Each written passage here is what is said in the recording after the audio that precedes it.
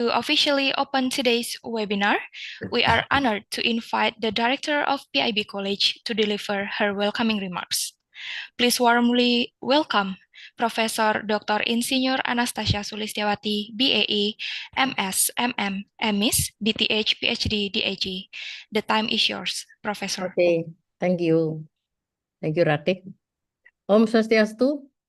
Assalamualaikum warahmatullahi wabarakatuh. Shalom, namo buddhaya. Salam sejahtera, rahayu, rahayu. Good afternoon, distinguished speakers, colleagues, and participants joining us from different countries and backgrounds. On behalf of PIB College, it is my honor to welcome you to the 15th PIB International Webinar Series. Today, we come together under the theme Innovating for Resilient Future, a theme that reflects our shared interest in strengthening collaboration, sustainability, innovation within the tourism sector. Tourism continues to develop in response to technology, changing expectation, environmental concern. And this reminds us that innovation is most meaningful when it supports communities' culture, long-term balance. Artificial intelligence offers new opportunities for better planning, smarter destination, and improved visitor experience, while also inviting us to reflect together on ethics, inclusivity, and responsibility use. Through open dialogue and cooperation, we can learn from one another to explore practical approach to build resilience in our institution and industries. I sincerely appreciate our speakers for sharing their perspective and experience, and for contributing to this constructive regional and international exchange. May today's discussion encourage mutual understanding, useful insight, and lasting connection for our academic community, industry partners, and wider society. Thank you all for your participation and engagement. Om Shanti, Shanti, Shanti Om. Wassalamualaikum warahmatullahi wabarakatuh. Salam sejahtera bagi kita semua. Namo Buddhaya, Rahayu. Thank you. Thank you very much, Prof. Suli, for your warm and inspiring welcoming remarks. Next, we are honored to invite our keynote speaker, Bapak Italo Gani, the co-founder and managing partner of Impact2 Indonesia, to share his insight on the evolving role of artificial intelligence in the tourism industry. Bapak Italo, the screen is yours.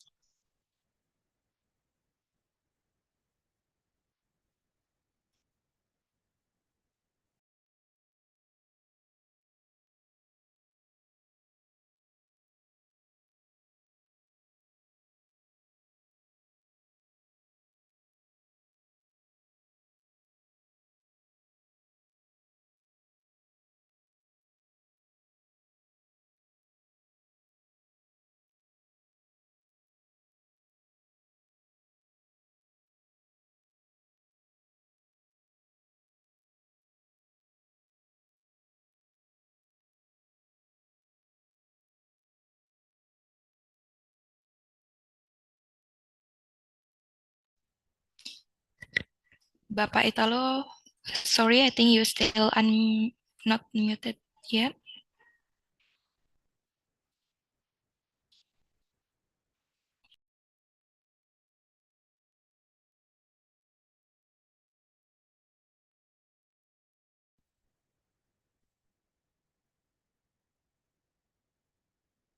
Hello, is it better now? Yes, we can hear you now. Oke, Assalamualaikum warahmatullahi wabarakatuh. Salam sejahtera bagi kita semua. Om Swastiastu, Namo Buddhaya, Salam Kebajikan. Good evening, everybody. Today Good I'm evening, going. sir.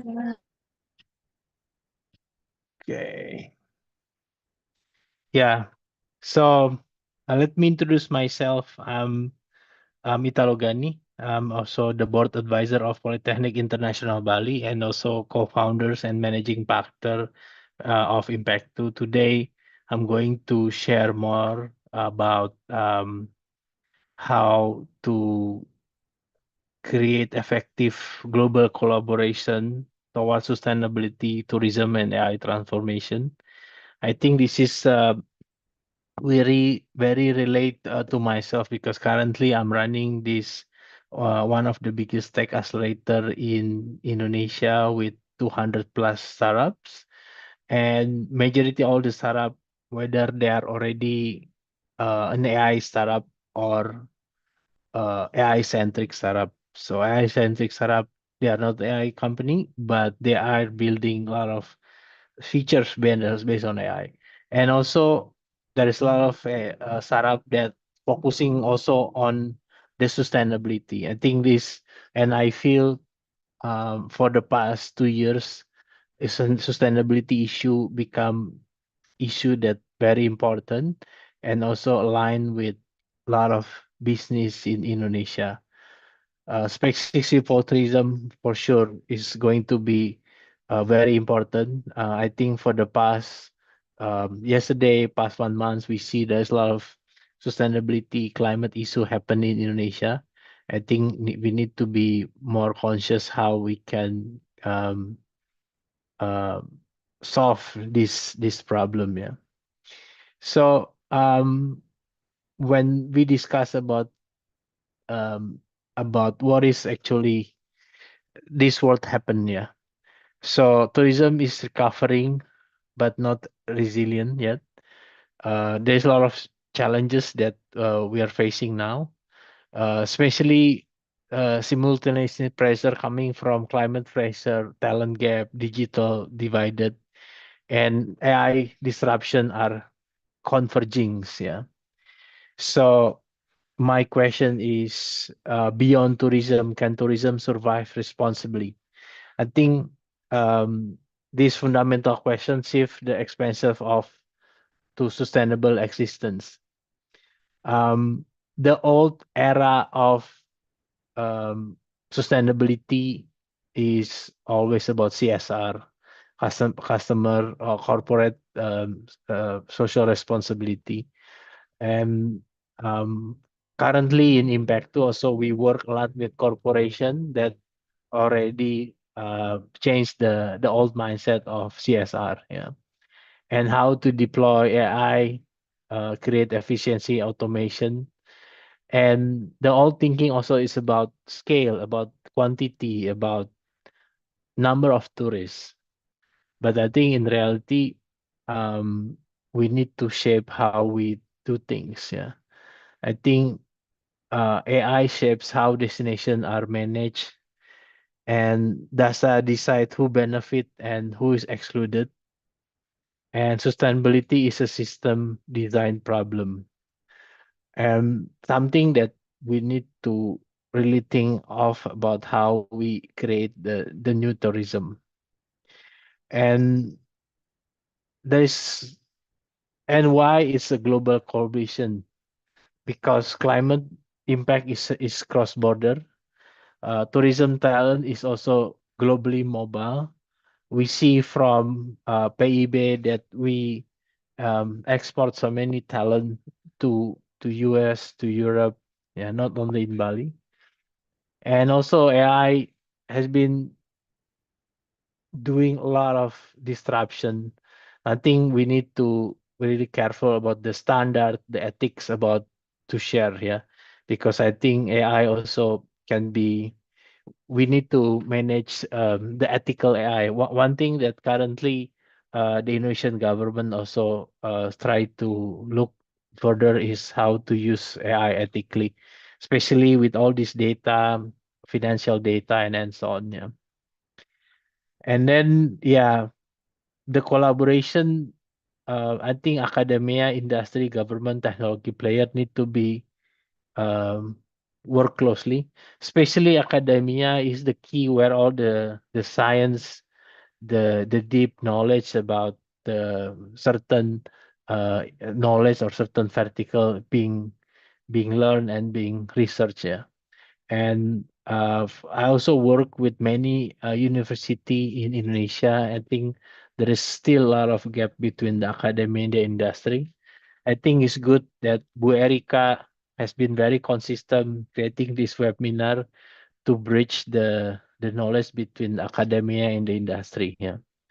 Thank you, Bu Erika, and also Professor Sulis that keep um, pushing this webinar and create knowledge sharing.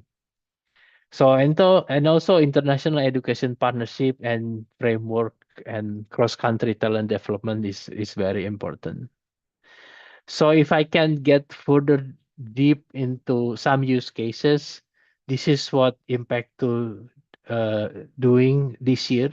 This is the project with Pertamina. So for the past 6 months, we've been deploying. There is so many startups for sustainability startup focusing on the waste management in Pertamina. We are doing a piloting in Pertamina, testing in all office in Pertamina.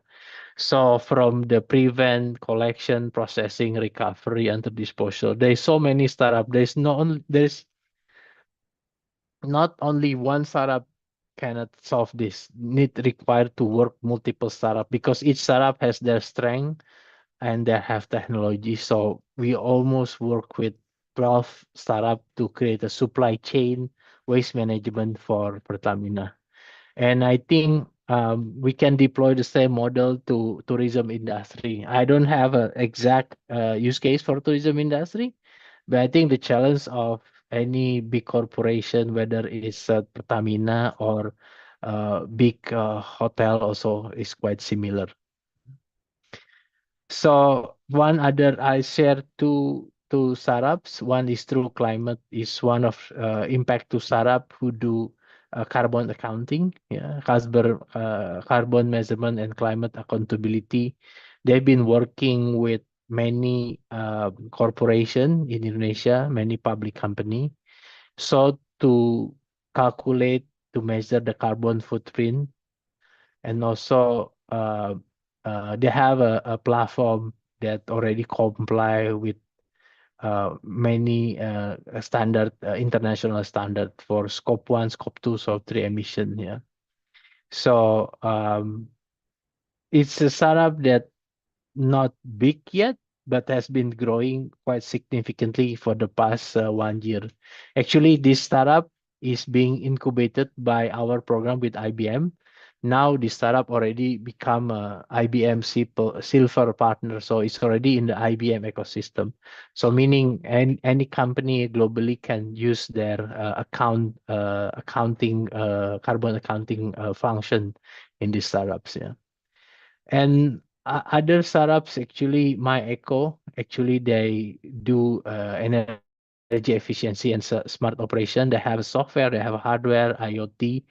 So as you know, hotel and tourism facility waste 30% of electricity through manual control and lack of real-time visibility. So with this AI IoT platform, they're capturing real-time usage and also they can automate scheduling and optimize the cost of the electricity usage. Yeah. So um, this startup has been working with many companies in Indonesia and have been reducing in average 55% electricity consumption and lower carbon emission as well. The interesting part, we've been working with PLN, the Indonesian Power Utility Company. I was thinking PLN feel threatened by this startup because the company will use less electricity, but actually PLN love it. So PLN actually promoting this to their corporate clients to make the electricity waste more manageable here. So I think yeah, I think I want to put a slide on PIB as a strategic role. I think we need to keep educating about this technology because the skill of tourism plus AI plus sustainability, that's something that quite unique. And I notice many hotel, resort, even airlines has been uh, empowering the sustainability angle of the usage of the services. Yeah. So the future talent must have digital AI literacy, sustainability mindset, and also cultural intelligence and global collaboration skill. Yeah.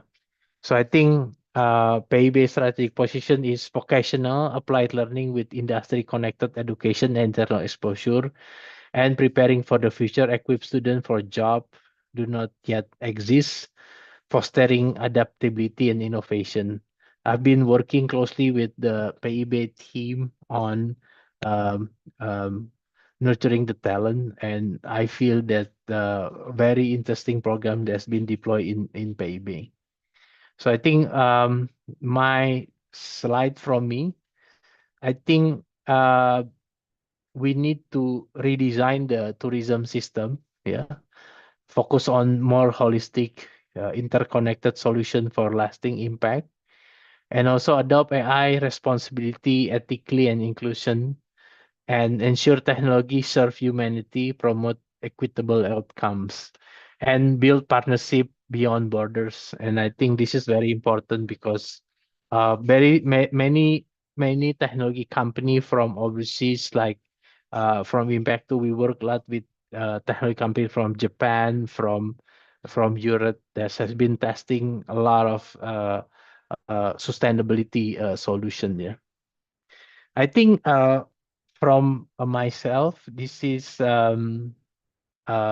yeah, that's my presentation. Hope I can discuss more with everybody here and have a long conversation and discuss. If you need any use cases, more than happy real cases to share with you guys. Thank you so much. Thank you so much, Bapak Italo, for the insightful and also thought-provoking keynote address. And of course, we will continue later with the Q&A sessions that will be led by Ms. Erika. We will now move to the panel discussions sessions with our distinguished speakers. To lead these sessions, it is my pleasure to introduce our moderator, Ms. Made Heri Erika Sadana MTR Par MSc, the Director of Partnership PIB College. Ms. Erika will guide us through the discussions, presentations, and also the Q&A sessions. Ms. Erika, we would like to invite you to officially commence the panel discussions. Well, thank you very much, Rati. Thank you, Prof. Suli, for the opening remarks, and thank you, Pak Italo, for the keynote speech. Ladies and gentlemen, all participants, first of all, very good afternoon to you all. And once again, welcome to our International Webinar Series 15. And it's actually been a while since the last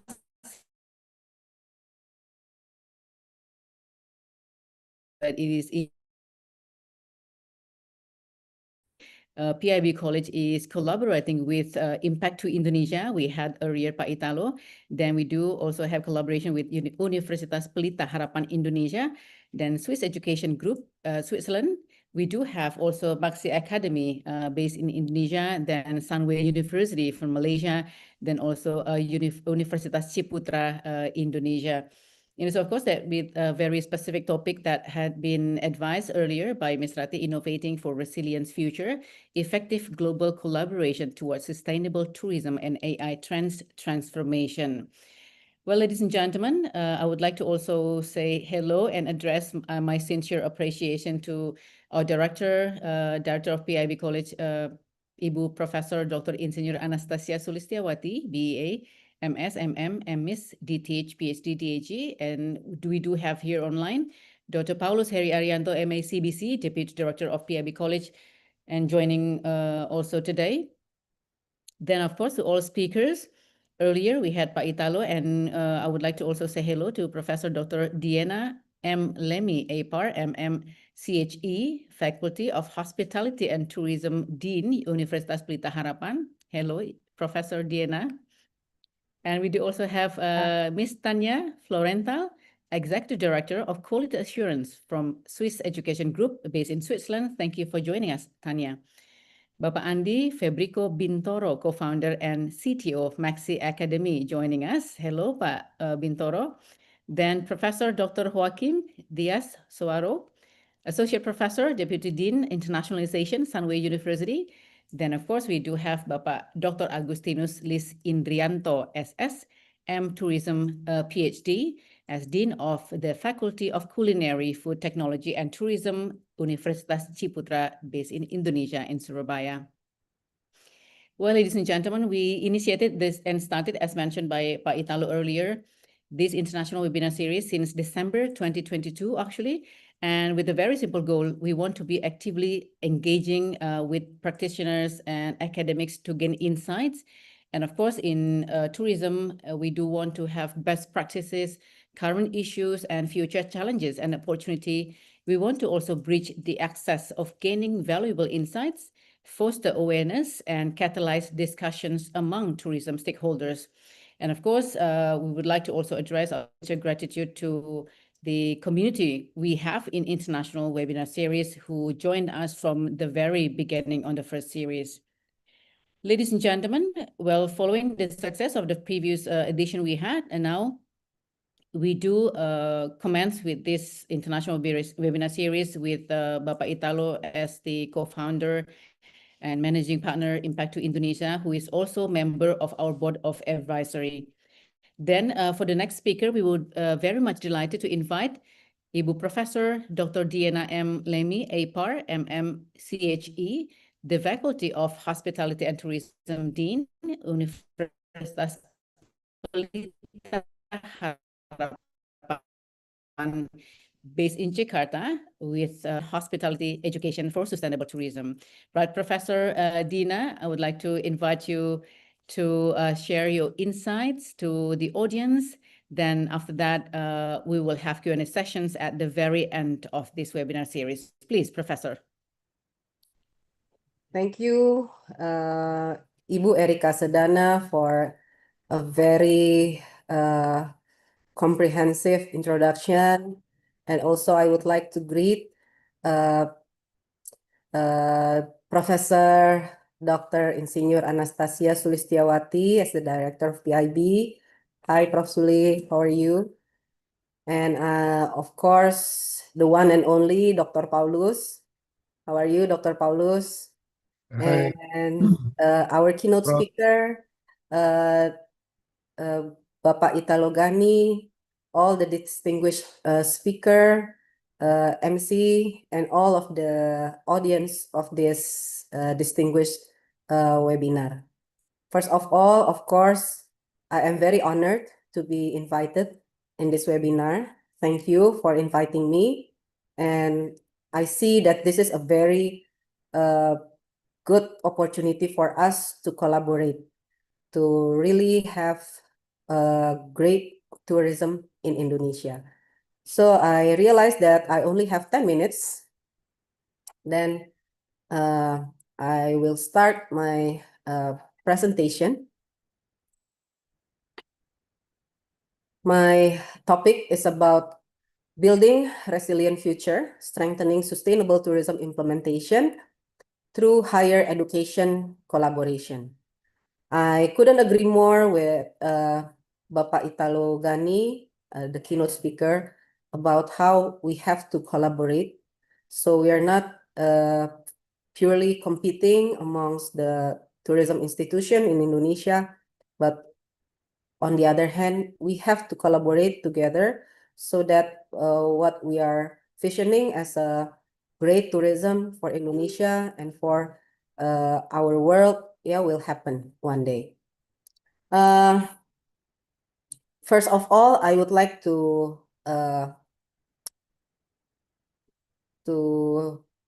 give these thoughts to all of the audience, the urgency and the gap, where tourism at the crossroads.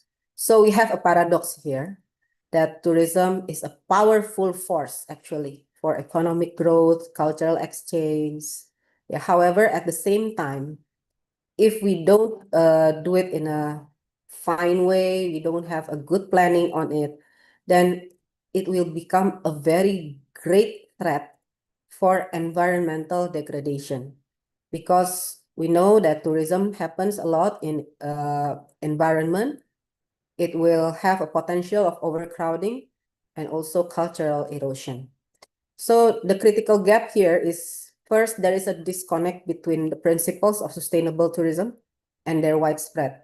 So the effective implementation on the ground, is still need to enhance. While the demand for tourism is that travelers now seek authentic and responsible experiences. So tourism nowadays is different from tourism perhaps 10 years ago or 10 or 15 years ago, where mass tourism is dominating. So, now the market are going towards to see a more personal experience. So to respond to the change of the demand, then regulators and communities have to be managed in a better way. So our thesis is like this: higher education institution, like at least those who already mentioned here, we have PIB, we have Ciputra, we have UPH, we have SEG, then we have to collaborate together because we are the essential catalyst to bridge this gap. Education has a power, to change the mind of the young generations and to change the mind of the tourism players. So we must move beyond teaching about sustainability. We're not just teaching, but we really do action and collaboration.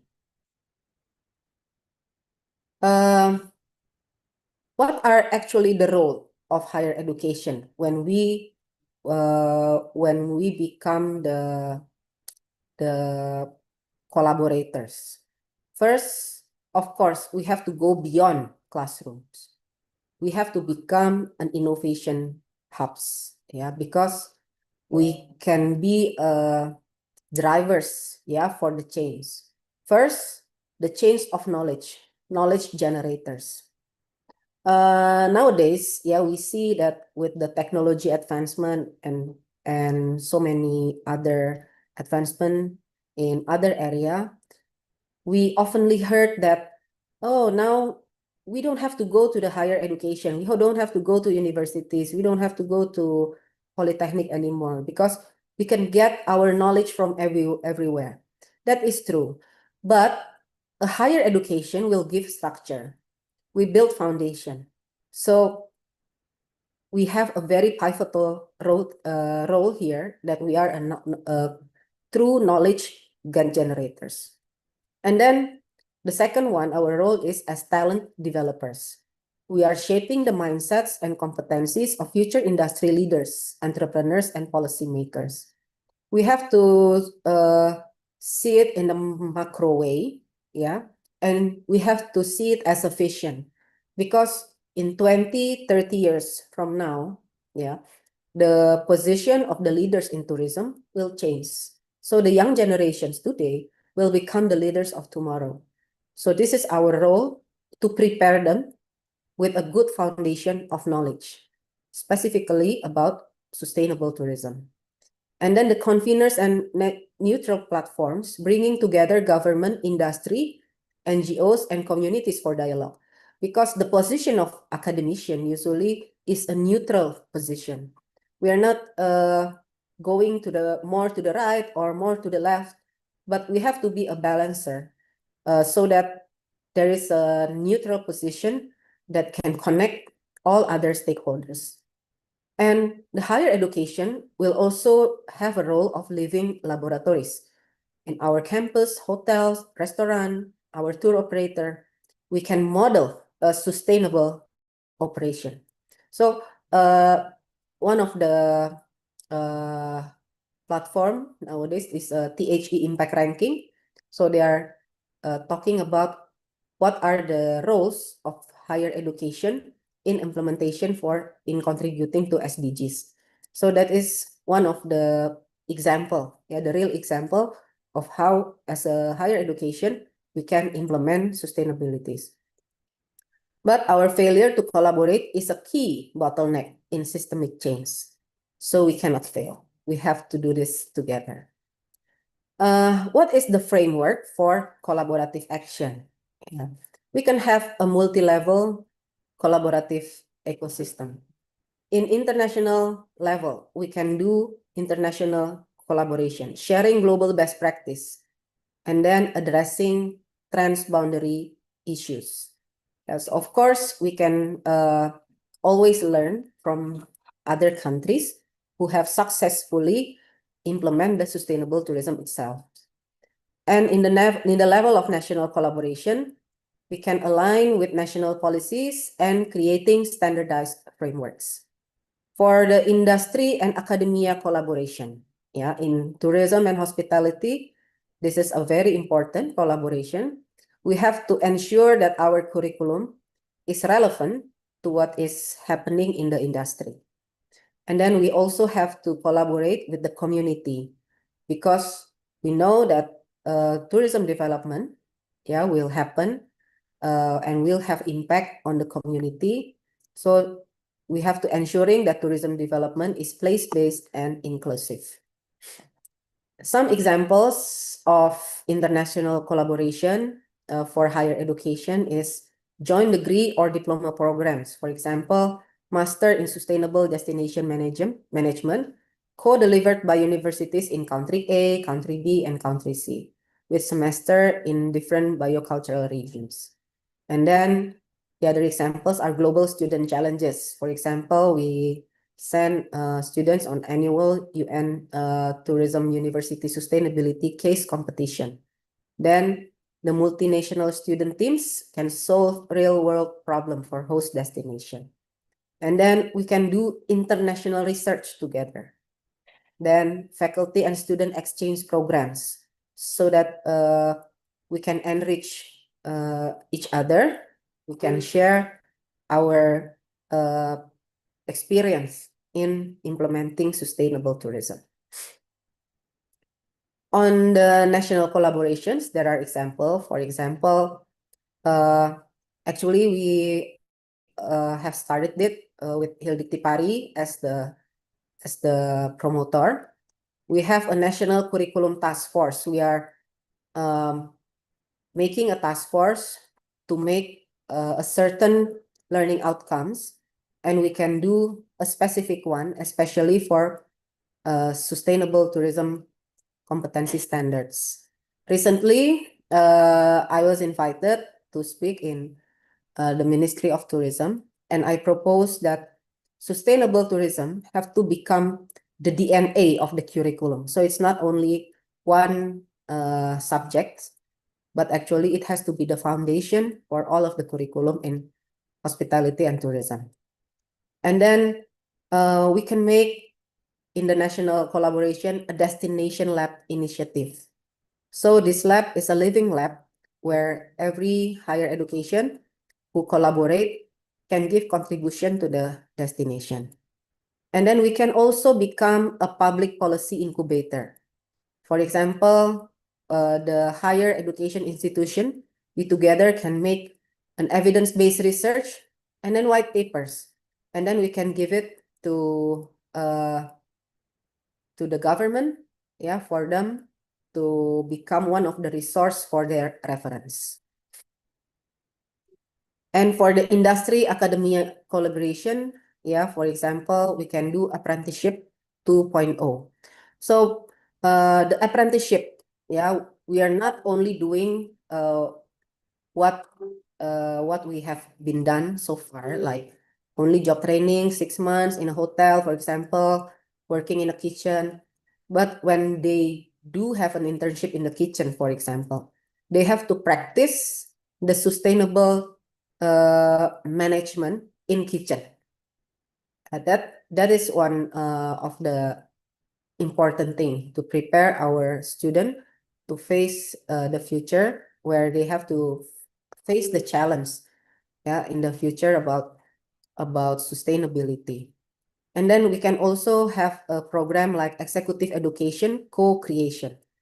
So the hospitality education, higher education can have a corporate partners and then design short courses for mid-career professionals on implementing environmental, social, and governance metrics. So we can develop the materials, the modules, and then we can invite the mid-range or managers or supervisor levels in the industry to study about the ESG itself. And then adjunct practitioner faculty. So sustainability managers from leading companies can teach masterclass and co-supervise thesis. This is very important because when a student is finishing their study, they also get inputs for people who already implemented. So they get a complete insights, both from academia and also from the industry.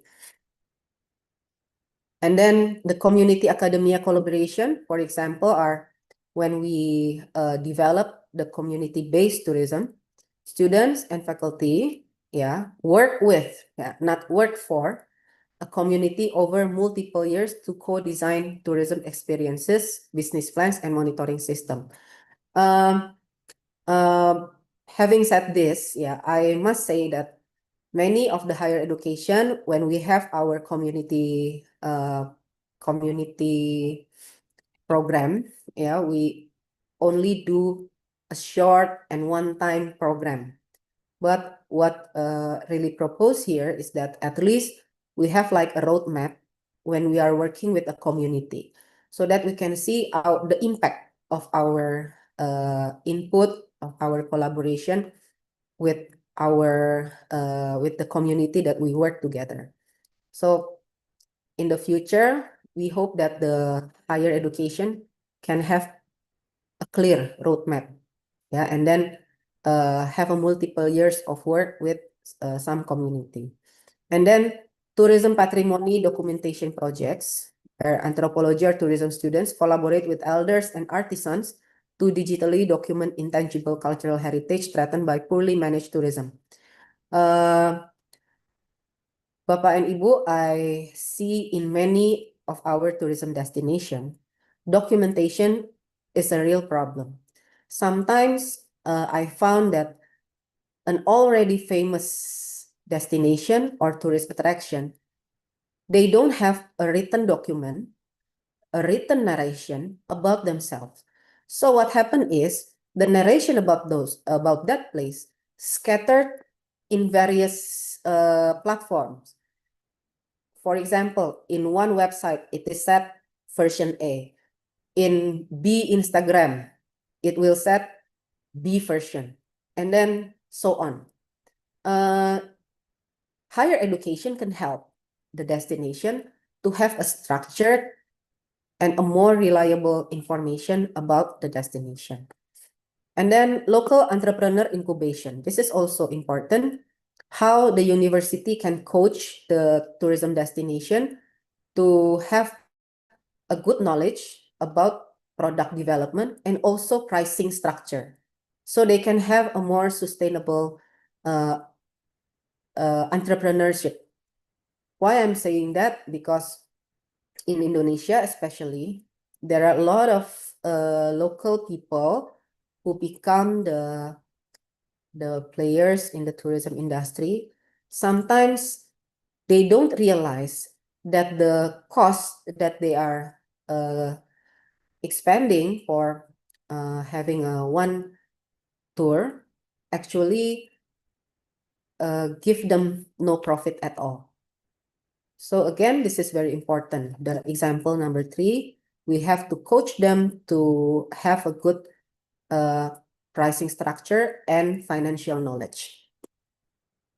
So what are the essential enablers for this? To be succeed, we need first dedicated funding. I'm not saying that money is everything, but we have to be real that a clear funding, of course it is needed. And then digital collaboration platforms. If we have a digital collaboration platforms, then the collaboration will be easier to be implemented. And then recognition and incentive. University promotion criteria that value applied collaborative work and community impact alongside traditional research will become something that make the higher education are interested in implementing this. And then champion networks, formal association of sustainability deans and directors across institutions to drive this agenda. So we need PIC. We need a person to lead, or perhaps one institution to lead. Then the others will be motivated, and have a clear agenda of what we are going to do. The expected outcomes of the impacts are, for the tourism sector, there will be a pipeline of job-ready change maker, not just employee, but also accelerated innovation and more resilient destination. I realized that Pak Italo before, if I'm not mistaken, that also talking about the future work that now we don't know yet, but will happen in the future. So I think with this collaboration, we can have a better way to identify what kind of work that will happen in the future that will relate it with the sustainable tourism implementation in tourism industry. And then for the academia, we will increase our relevance, impactful research, new funding streams, and enhance institutional reputation. So whatever we done, we will, of course, benefit from it. Not only, but we are doing it not because of the physical benefit, but of course, we want to have a vision to really implement sustainable tourism in our country and in the world. And then for the students, they will become transformative, hands-on learning that builds a portfolio of real-world achievement. Because the challenge that they will face in the future, will be heavier. So they have to be ready, and therefore we need to transform their mind. And then for society and the planet, of course, tourism is a verifiable net positive force contributing to UN Sustainable Development Goals. Some of them are SDGs number 8, 12, 13, 14, and 15. So as a conclusion, I would like to say that it is time for us to start to move, to collaborate together. So I think this webinar will become one of the momentum for us to collaborate together. So we cannot work in silos, because if we work in silos, then the impact will only small. It's not a great impact. So for the action today, I call all of the university leaders to dedicate resource and make strategic partnership as a priority. And then for the policymakers, please start to think about the fund and mandate for these collaborative frameworks. For the industry, they have to have a mind of investing in deep partnership with academia, not just as recruiters, but also as co-innovators. And for all of the colleagues, let us commit to opening our doors, sharing our knowledge, and building the collaborative programs our students and our planet deserve. And then let's graduate a generation that doesn't just work in tourism, but can transform tourism for a better and sustainable futures. Thank you, everyone. Matur suksema. I give it back to Bu Erika. Thank you very much indeed, Prof. Vina. So I like the conclusion and CTA saying that the time for isolated effort is totally over. So couldn't agree more on that. And then, ladies and gentlemen, I would like to also emphasize that the title brought by Professor Dina, Building a Resilient Future, Strengthening Sustainable Tourism Implementation through Higher Education Collaboration, which is indeed very essential. And Professor Dina was opening the presentation with the urgency and the gap on tourism at the crossroad, which also bring her time to share also about the pivotal role of higher education more than classroom, So the task is not only about teaching. So Professor Dina was mentioning that will be beyond teaching, and higher education are very unique because it positions to drive change as the higher education as part of knowledge generators and also convener, I would say neutral platform, then talents developers and also living collaboratories as such as campuses, hotels, restaurants, and can also be models of sustainability operations frameworks in this case. So then Professor Dina also share part of essential collaboration between national term collaboration and international also, where industry academia collaborations, she also put more example on that, community academia collaborations examples like CBT, tourism, patrimony, documentation project, for instance, local entrepreneurs incubation. So then a lot more to learn, Professor Dina. So thank you very much indeed for sharing that. I would like to move on now to the next speaker we have here from Switzerland. Ms. Tanya Florenthal is the Executive Director of Quality Assurance for Swiss Education Group, who will deliver further about subtopic accelerating quality education for the transformations of sustainable tourism. So Tanya, hello. Thank you very much indeed for allocating your time today for sharing knowledge about the quality educations and sustainable tourism. So we do have like 10 minutes, and after that we do have time for Q&A session at the end of a webinar series. Please, Tanya. Good morning. It is 7:57 here in Switzerland, and it's about 0 degrees outside, and there is a little bit of snow. So might be a little bit different from where you are at. I work for the Swiss Education Group, and we have several schools. And the one I'd like to talk about today as kind of a project is Caesar colleges. At Caesar colleges, we decided that sustainability wasn't just something we wanted to teach, but also walking the talk. And it doesn't need to be just theory, but actually implementation and to become a real sustainable campus ourselves. So we went for a green label, and we didn't want it to just be a label you can buy. So we chose a serious label, which is the Green Globe label and the Swiss Sustainable Level 3. I'll show you just a few pictures of what we did, just to put it in context.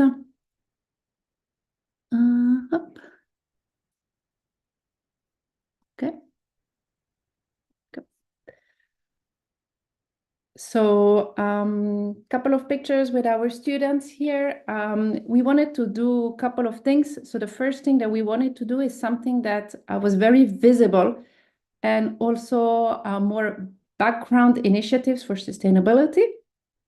So the visible ones are the ones that we can market also, the ones that the students see, and that's also very important, along with the projects that are less visible. So here we have on campus, we have our goats for cutting the lawn.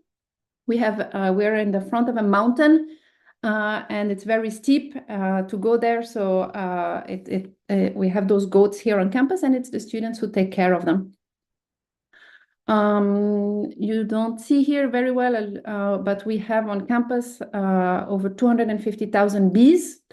And again, it's not just a matter of having the bees there, but it's a matter of having the students actually not looking after them. They don't really need to, but here you can see our students with the beekeeper collecting the honey and having a lecture on the importance of the bees and what they can do if they want to have the same project in their future hotel, for example.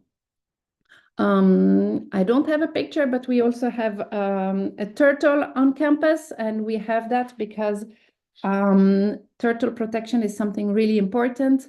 So we have a guest lecturer that comes in and talks about what future hotel managers can do if they have turtles on their beach.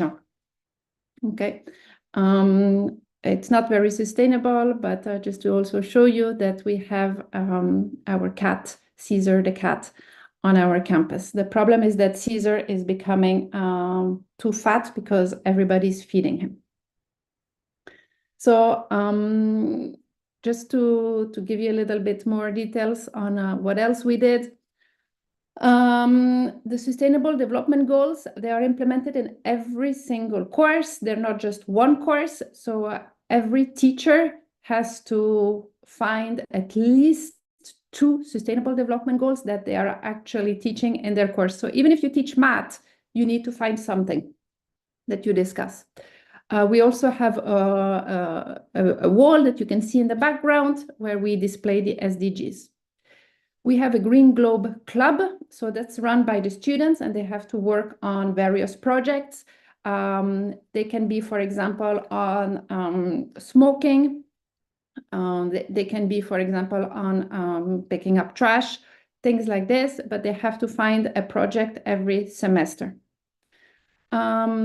We also take our students to our soap making factory because all the soap that we use is made locally and as eco-friendly as possible. So I said before, the students are involved in the beekeeping. It's actually part of one of the modules. But at the same time, you also need to have some sustainable policy in the background. That includes things that are less visible. We have changed all our light bulbs. We have reinforced also the windows. We have policies also on the use of air conditioning devices in the summer. We don't really need it, so we believe that it's not needed to have this air conditioning in Switzerland. So those are some of the policies that are in place. One important aspect is that sustainability is not only about environment, it's also about the social aspect. So we also ask our students, the Green Globe students, to work with some local organizations.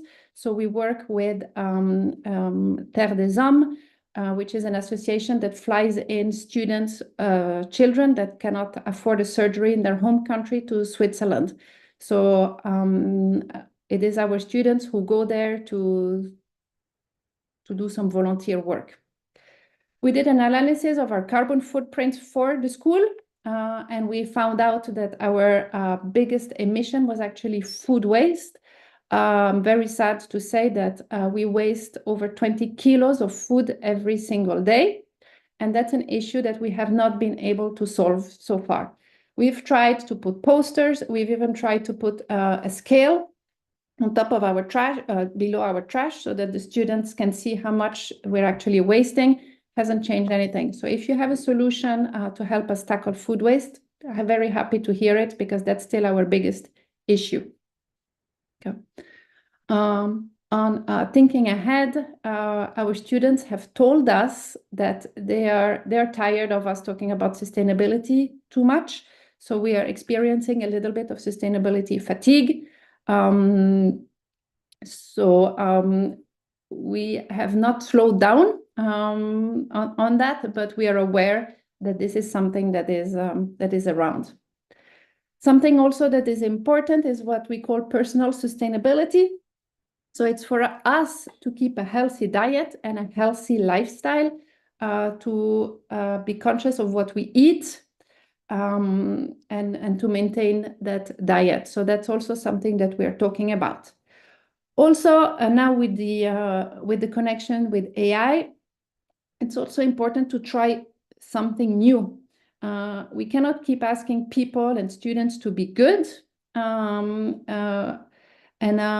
we need to find other solutions. We've tried many things. We see that they don't necessarily always work. For example, scrolling on our phone all day consumes more energy than a fridge.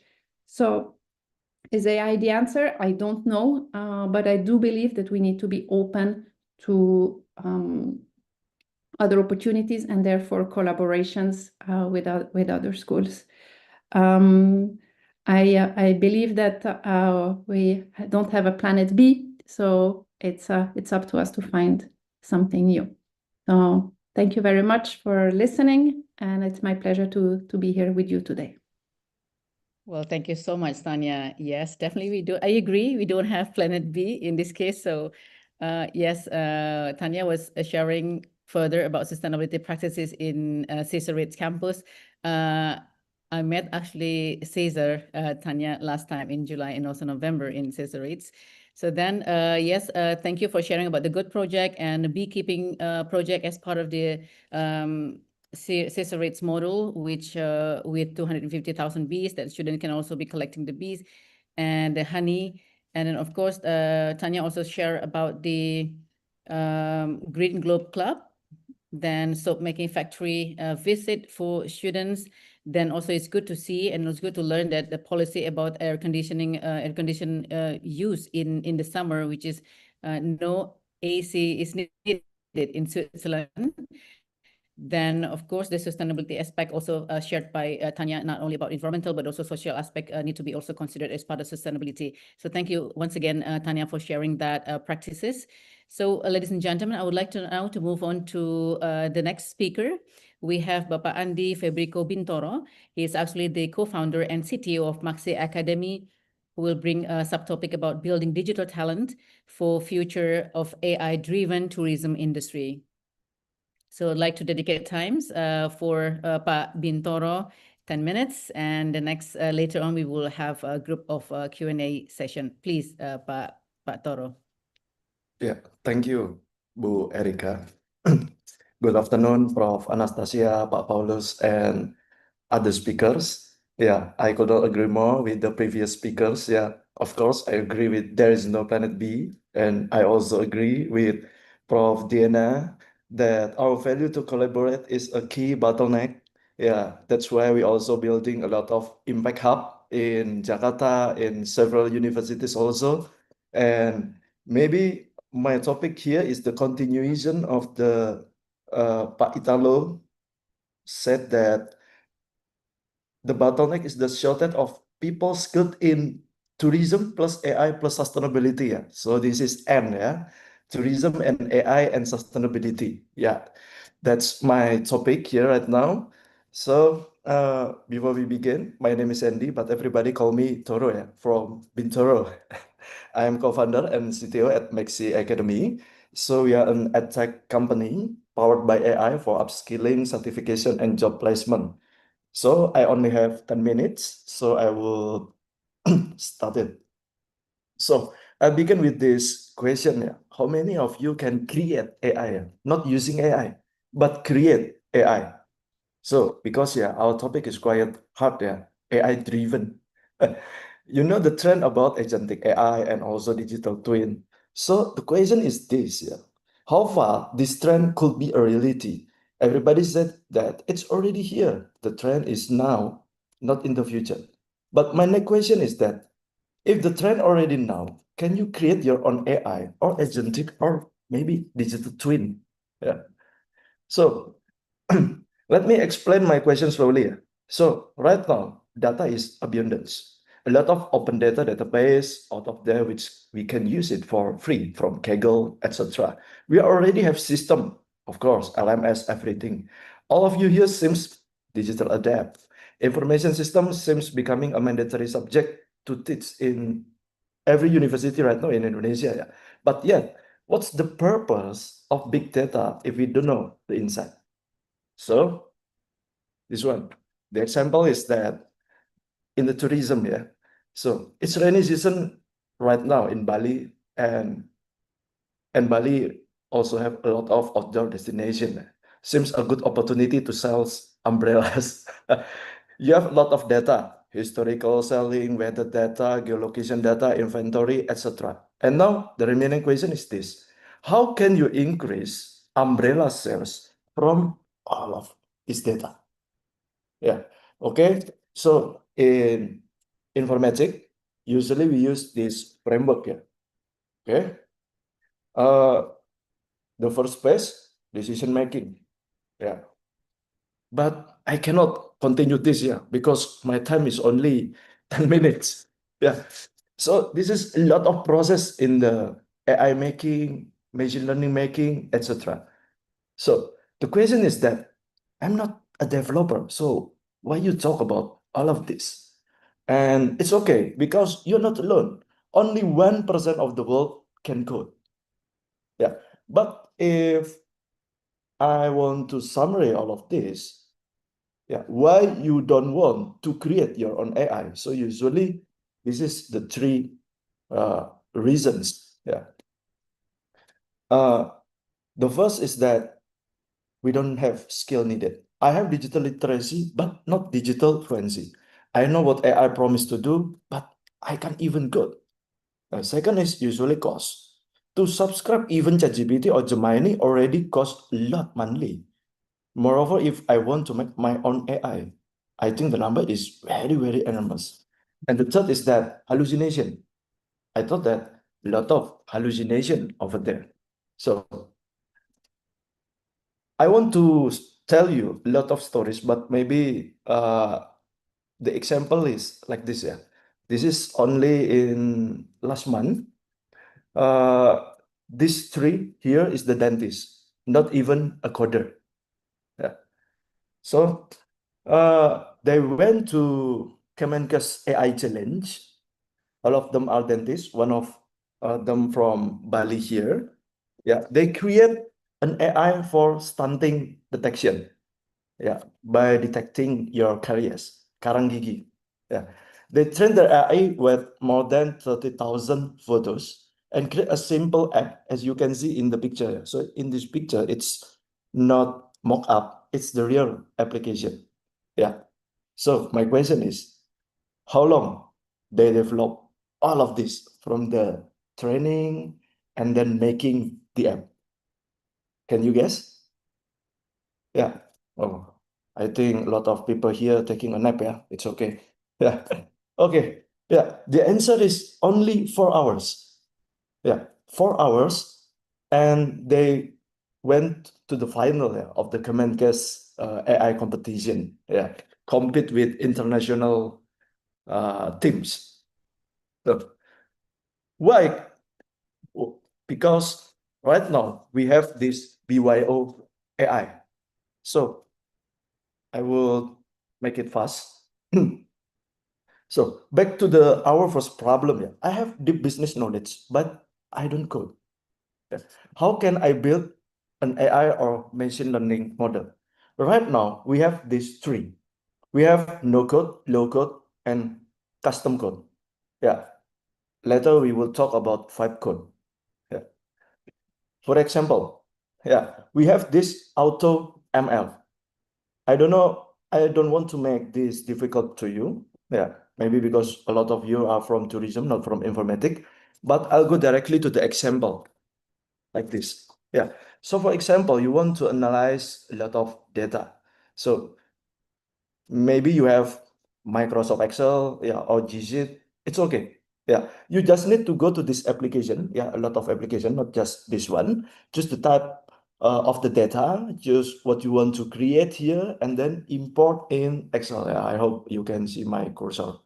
Yeah, and then yeah, this is the result. You don't need to know anything about data type, struct, array, etc.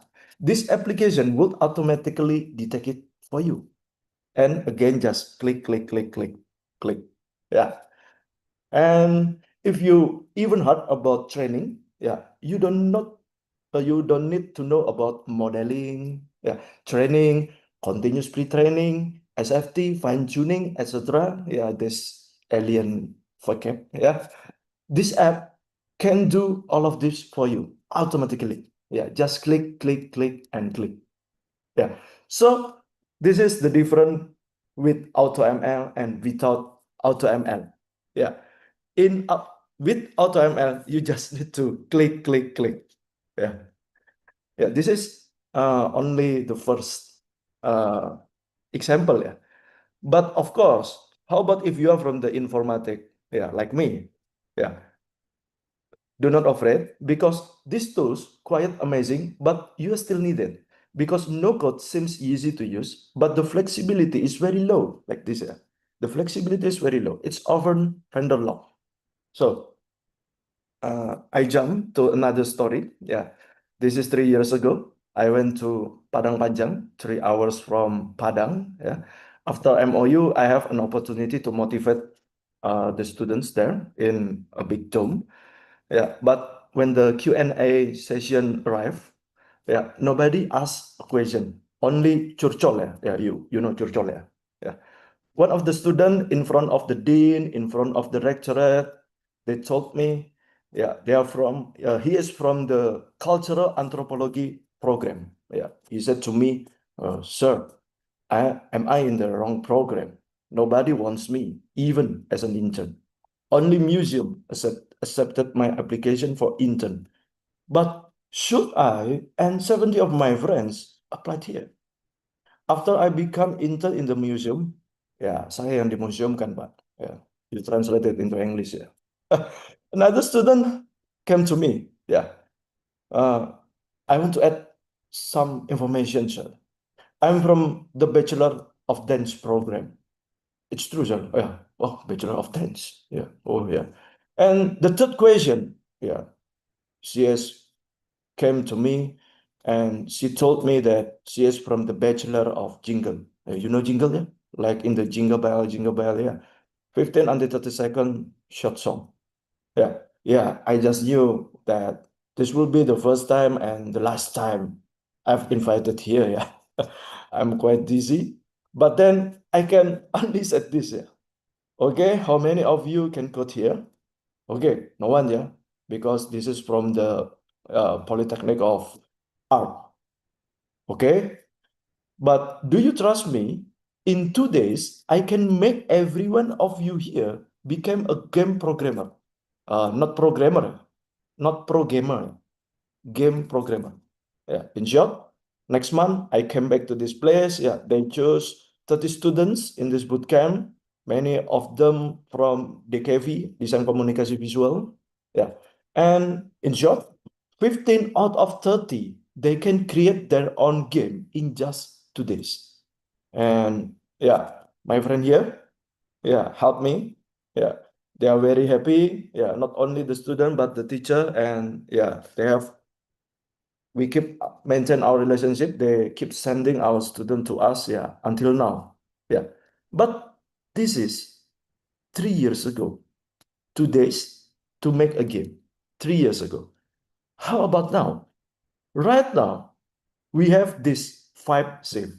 Yeah, this is vibe coding. Yeah.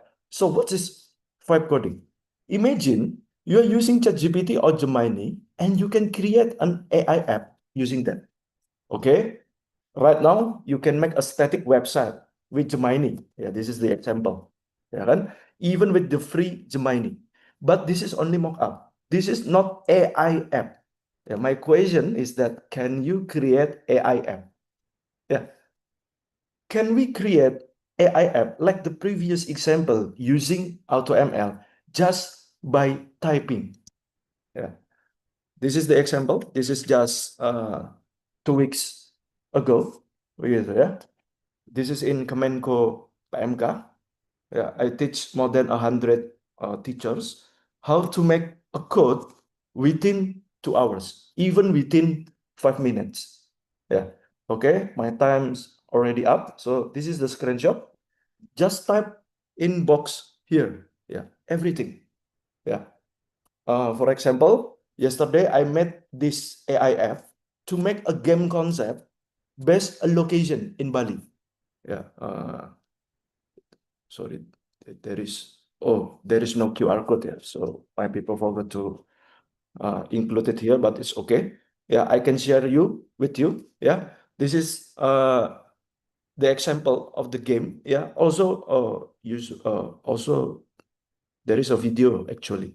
Yeah, but it's okay. Yeah, I can share with you later. Yeah, I can remake the PPT.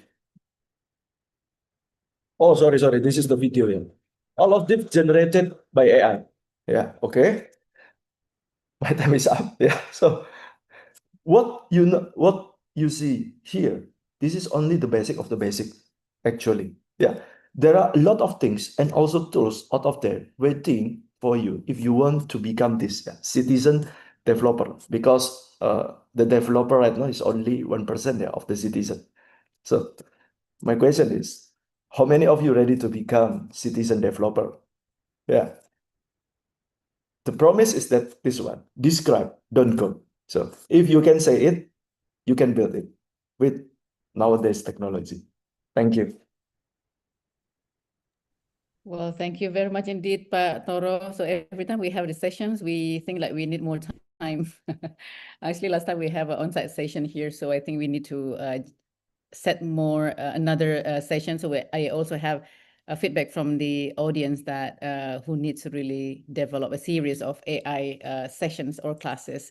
So ladies and gentlemen, we had insight from Pak Toro earlier about building digital talent for future of AI-driven tourism industry, and it was a good question he addressed. How many of you can create AI? So I could not really also answer that.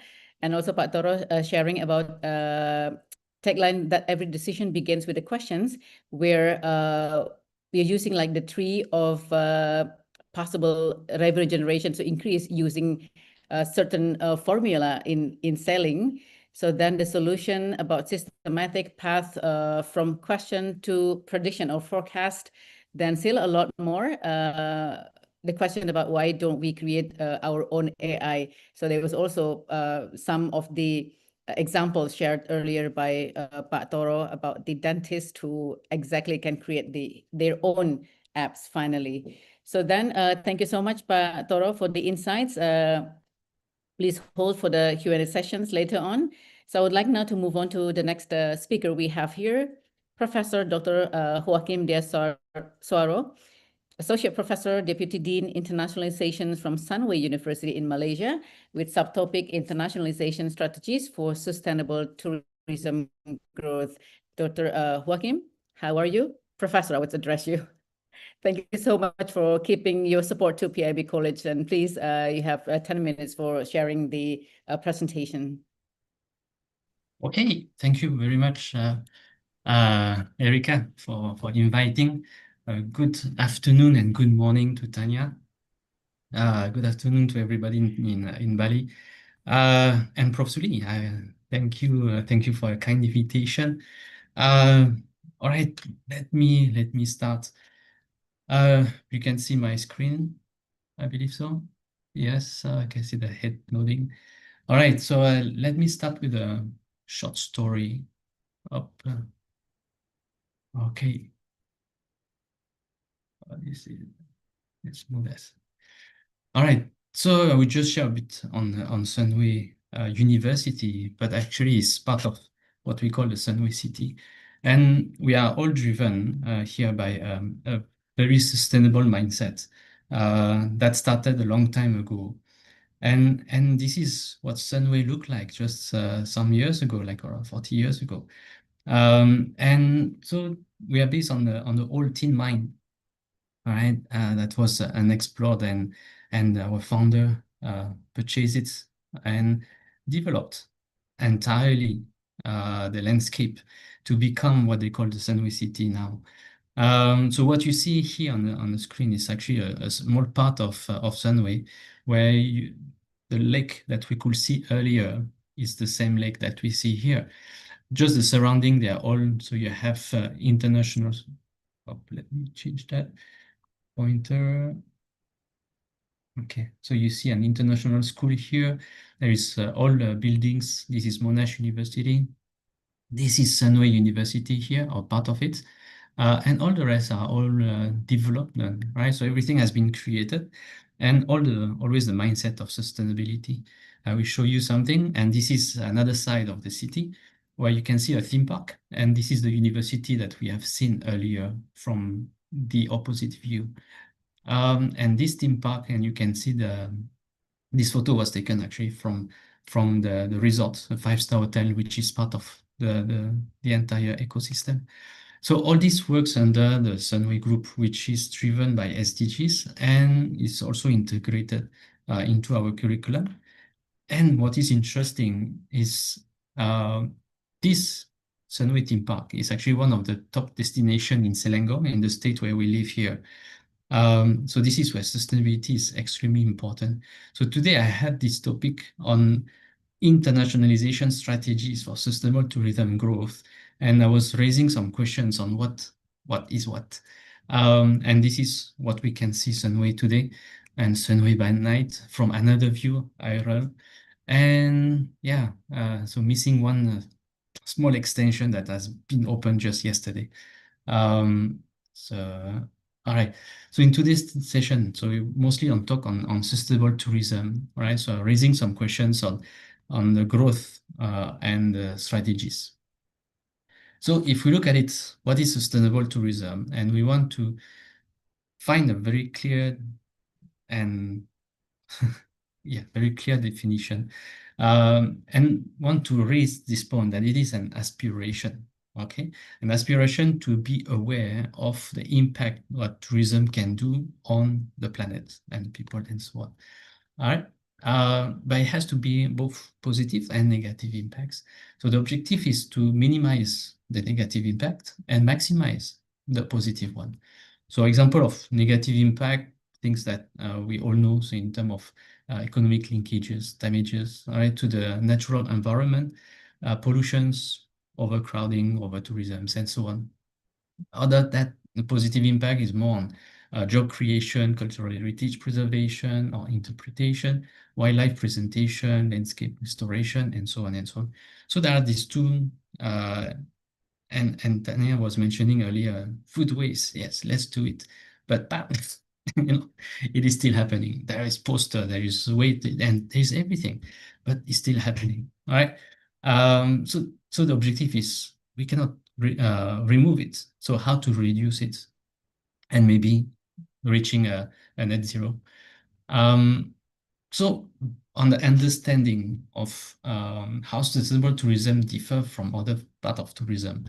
So if we look at sustainable tourism, just an aspiration of what are the positive and negative impacts, we can look at ecotourism, and people understand about ecotourism, but ecotourism differ from natural tourism.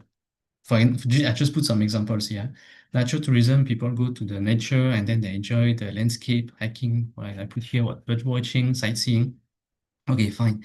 But ecotourism have an additional dimensions on education, sustainability of well-being, and protection of the environment. So there is a part of tourism, but a part of responsibility. That leads to another thing, and it was written here on responsible travel. Right. So when we want to look at what is a responsible travel, is all the behavior and style that travelers must adopt.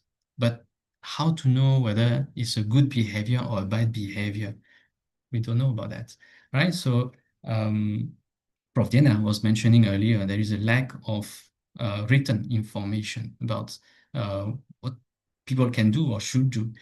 So there is a lack of awareness. So there is a lot of work to be done in terms of ensuring people understand or can be aware of what could be sustainable tourism. I was going to draw that, and yesterday I found this quite well done triptychs, right, where we have the three main pillars of sustainability, all right, on sustainable tourism, the social well-being, on the economic growth, and then environmental preservation. So these three, environment, economic, and social, are predominant pillars. Now, recent studies also show that governance and resilience are also new pillars that are driving sustainability. Right? So how to look at it? If we are to look at the three pillars from a different perspective, right? We know about this UN SDGs, and this is where the different SDG can have a different impact on the different pillars of the sustainability, or how we can connect them together. Right?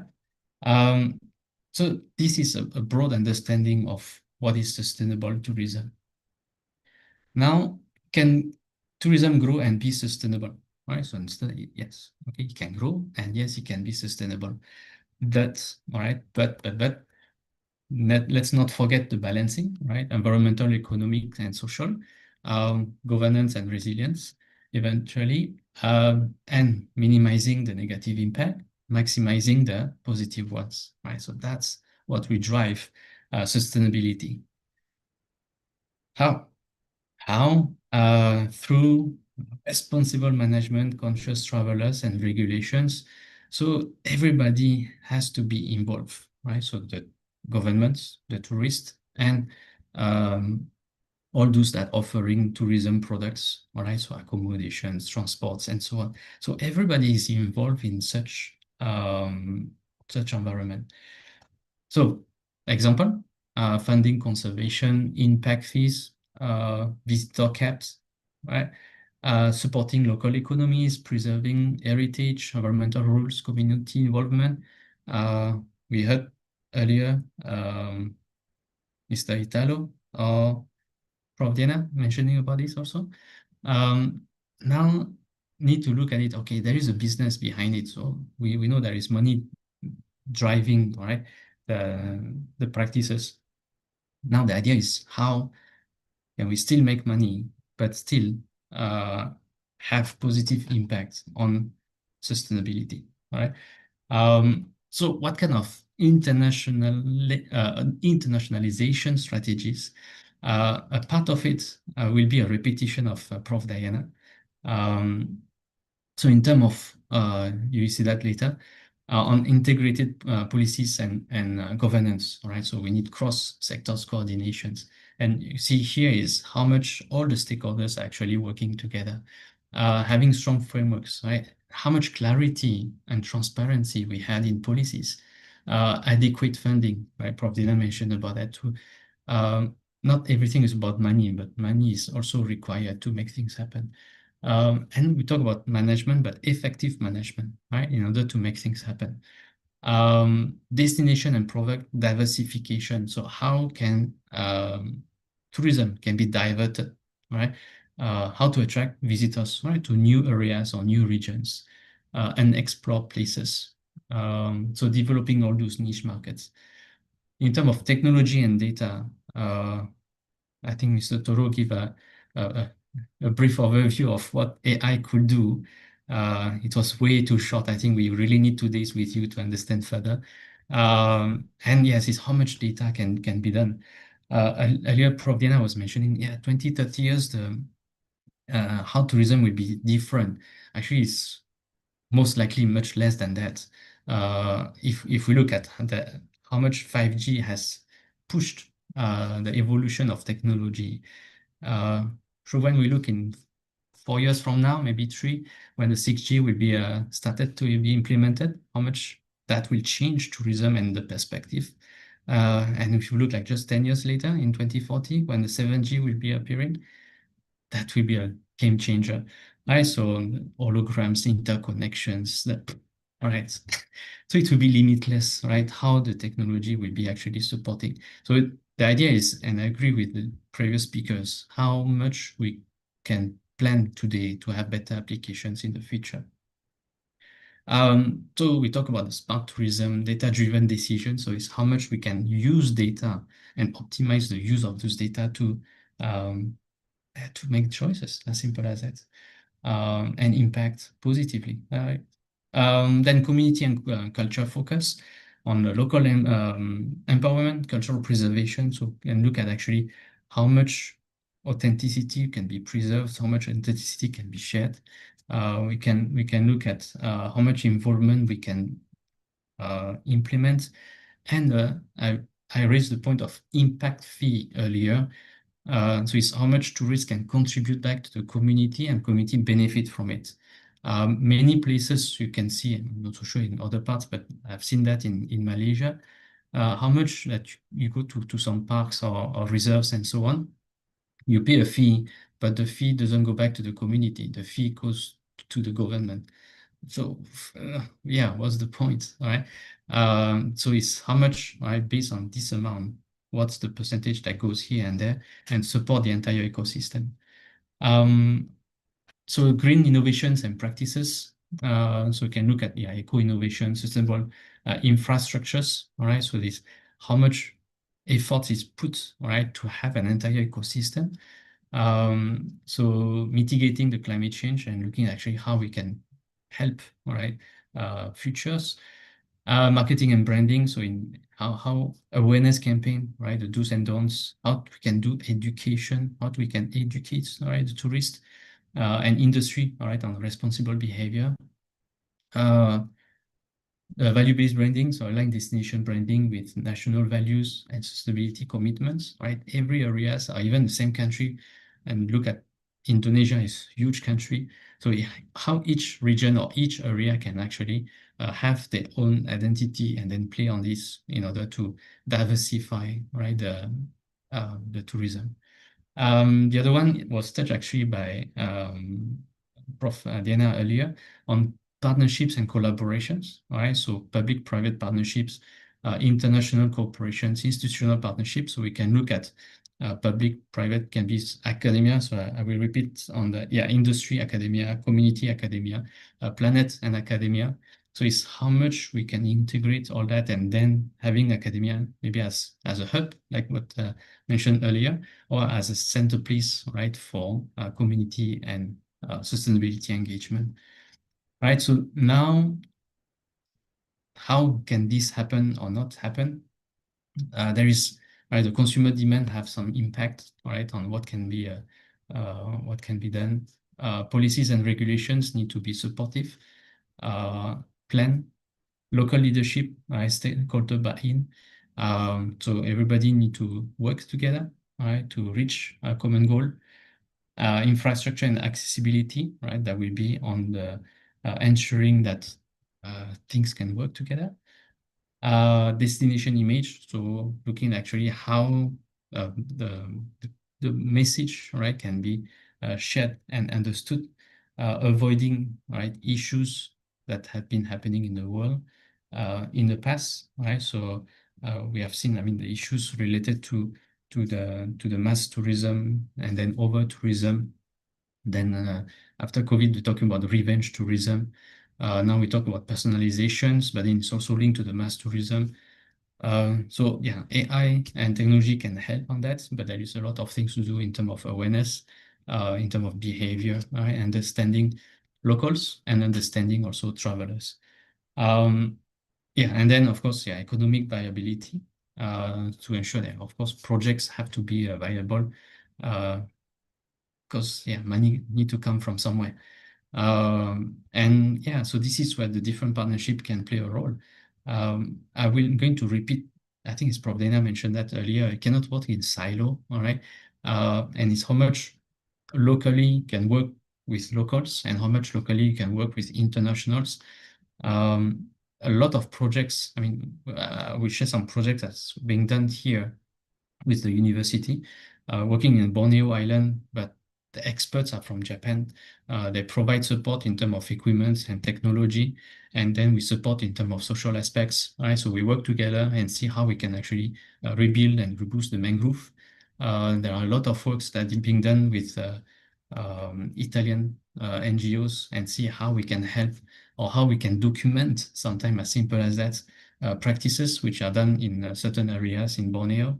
So there are a lot of projects that can be done, and there are a lot of expertise across the globe, right? So this is where the engagement between the different institutions can be academia and industry and government and community can really work together for the benefits, all right, for sustainable tourism.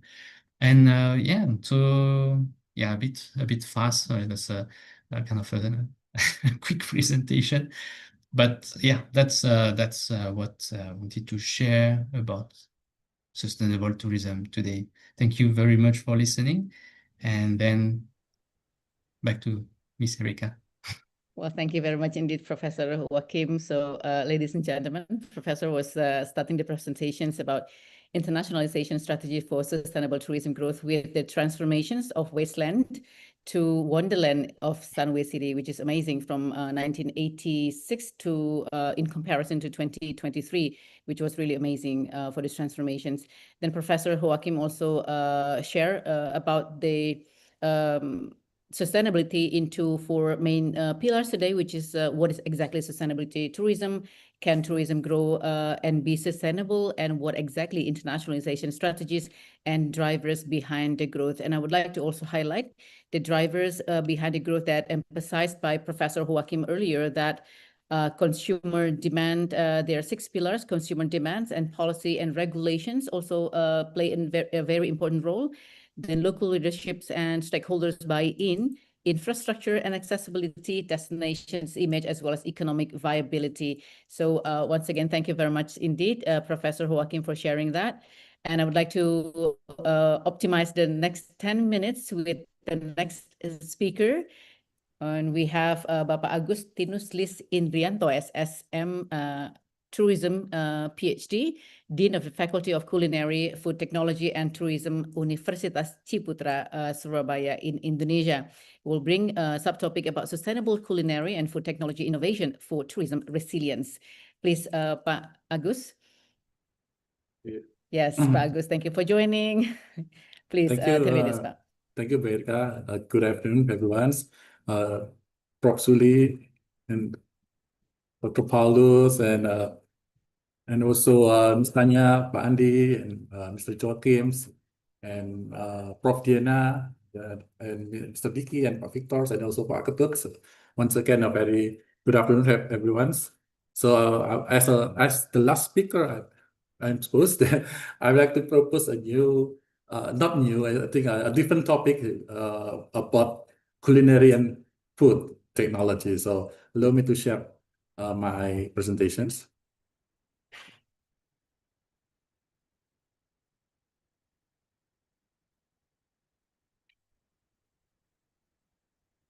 Okay, so given the topic of sustainable tourism, sustainable culinary and food technology innovation for tourism resilience, it's quite an interesting topic to talk these days, because we know that we are on the situations that everyone now needs food, and think about how in the future we have to sustain the food, and how culinary can also support our tourism industry.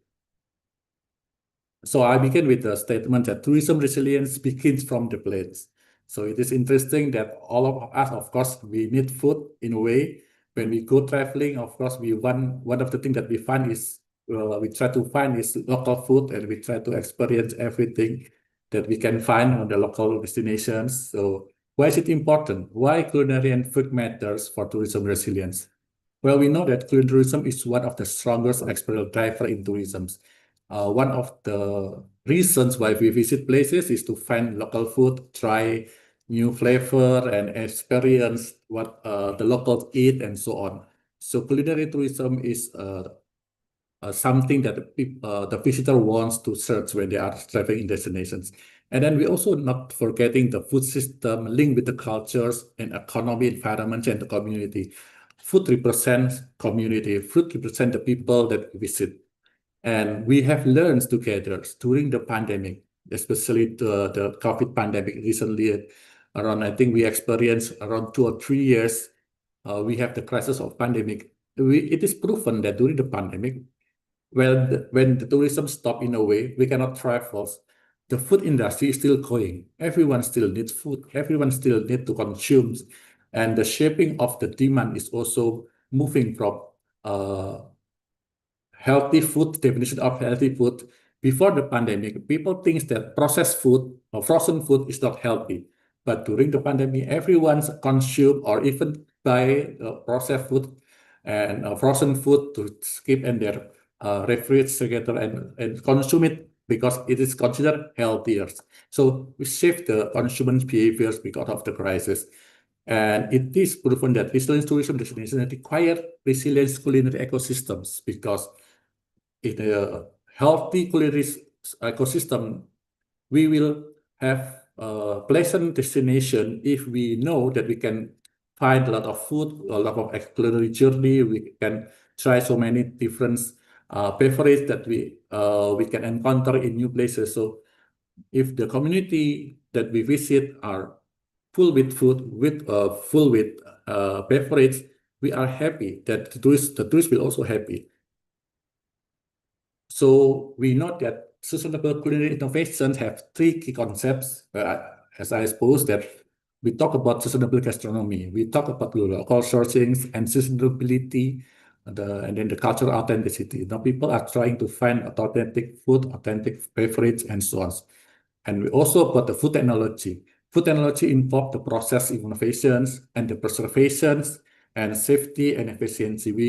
We already heard about HACCP for the hotel industry, the restaurant industry, that we have to keep the hygiene and so on and so on. But now we have to be more focused on the innovations. The innovation will talks about four things. How to reduce food waste, because it's also a thing that we have to consider. Tourism in restaurant, in hospitality, in any destination, which always have a food waste. And then we have to strengthen the local value chain. Local chain, especially for the food chain, is also important to be taken care of.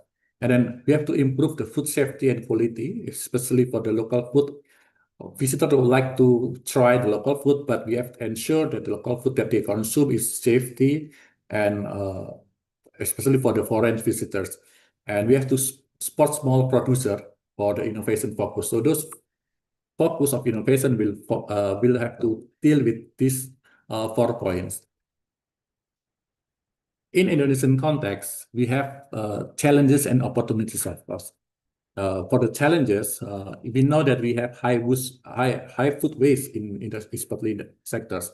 Many hotels also are struggling with how to process their food waste and how they can manage to minimize the food waste. And we also have the problem in dependency on imported ingredients. It's a challenge for most of the hotel industry and restaurant industry in Indonesia.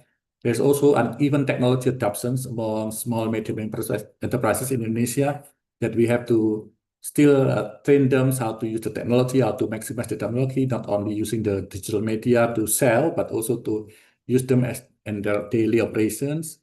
And we also have challenges in climate. Yeah, of course, the agriculture and fisheries sector is also impacted, especially during the catastrophe like one happened recently in Sumatra, North Sumatra and Aceh. So we have challenges on these ones. And besides challenges, of course, Indonesia have opportunities. We are blessed with rich biodiversity and culinary heritage. We also have strong medium small enterprise in culinary sector. We also have many street vendors and various type of food we can find. We also have a growing demand for authenticity in terms of food and sustainable food experience. So we have more option. If we visit Indonesia, we have more option in certain places different from the others.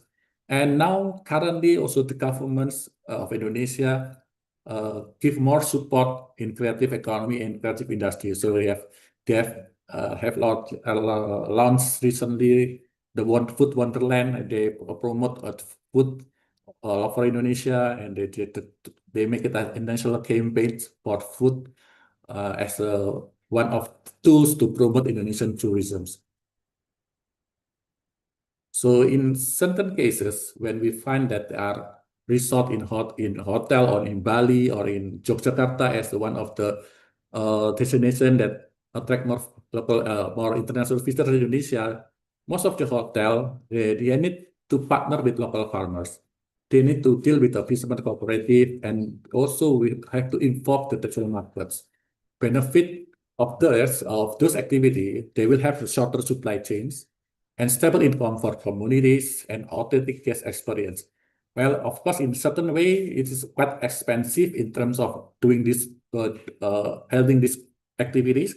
But if they want to bring more memorable experience for the visitor, for their guests, they have to do this kind of things. And now they also have to embrace technology, especially for digital procurement platform, and also using the traceable system for their food chains. So it means that economic resiliency and cultural preservation is the thing that we have to consider if we are talking about food for the tourism industry. Well, as I mentioned earlier, that one of the things that we have to consider in food technology is how to reduce waste or food waste reduction. So there are three things that we have to consider: smart inventory management, and food waste monitoring systems, and upcycling food waste into compost, animal feed, and new culinary products. So this is the role of technology in food waste reduction. So the food technology are dealing more in how to process food, how to manage food in order to be consumed safely and also with last longer expiry date and so on. And the result of food technology waste reductions, the industry will have a lower operational cost, and they also have they will be able to reduce the environmental footprints, and they can align the sustainable tourism goals. We know that at UGS point they also have this point about how to reduce the environmental footprints and also how to be more sustained in food consumptions. Well, as we know, now we cannot escape from AI and also digital trends. So we also have to embrace the trend of AI, of technology in terms of food industry. So we can use that AI to forecast for food supply. And now many restaurants also using the smart menu engineering. And they also have, we can use that for customer preference analytics, when we can understand type of customer and types of their eating behavior and the ingredient then cannot eat and so on. So we can use AI to map and produce the quality of food based on their customer preference. And we also can use AI for food safety monitoring.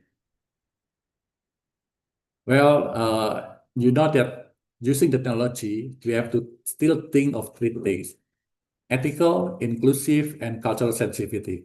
Ethical, of course, in example of teaching and learning process. All of us, maybe some of us, not all of us, some of us are lecturers. No, we cannot avoid AI. Even tourism students, culinary students, and other subject students also use AI in terms of doing their homework or doing the assignment from the lecturer. Some of the students are also using AI, but now we are in the situation that everyone is using AI. For example, a lecturer creating materials for teaching using AI, and then a lecturer also create assignment, create tasks, create questions using AI. Then the student answer the questions from the lecturer using AI.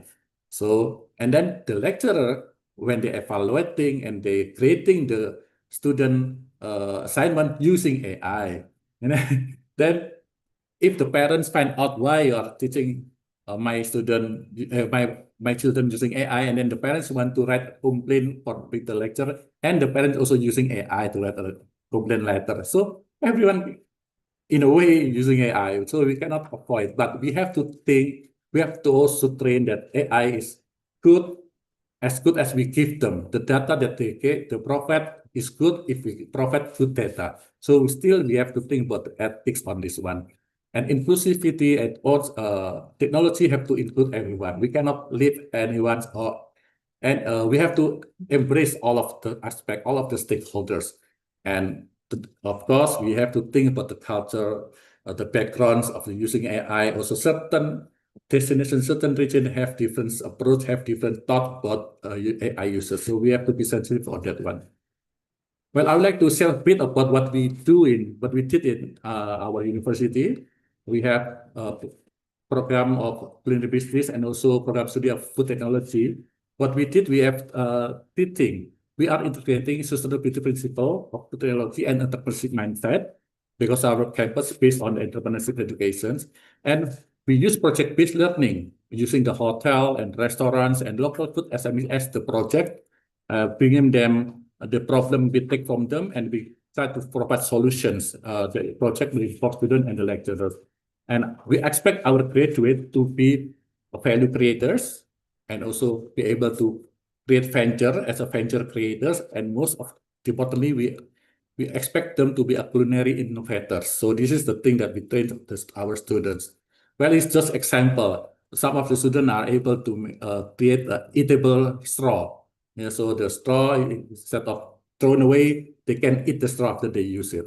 And just recently, this week, our student also able to create a snack based on the waste vegetable. So the food waste from the vegetable they created into a healthy snack in a way. So we introduced the innovation start from the beginning with from the student, and also they are able to propose a solution from the problem that they are facing by the communities.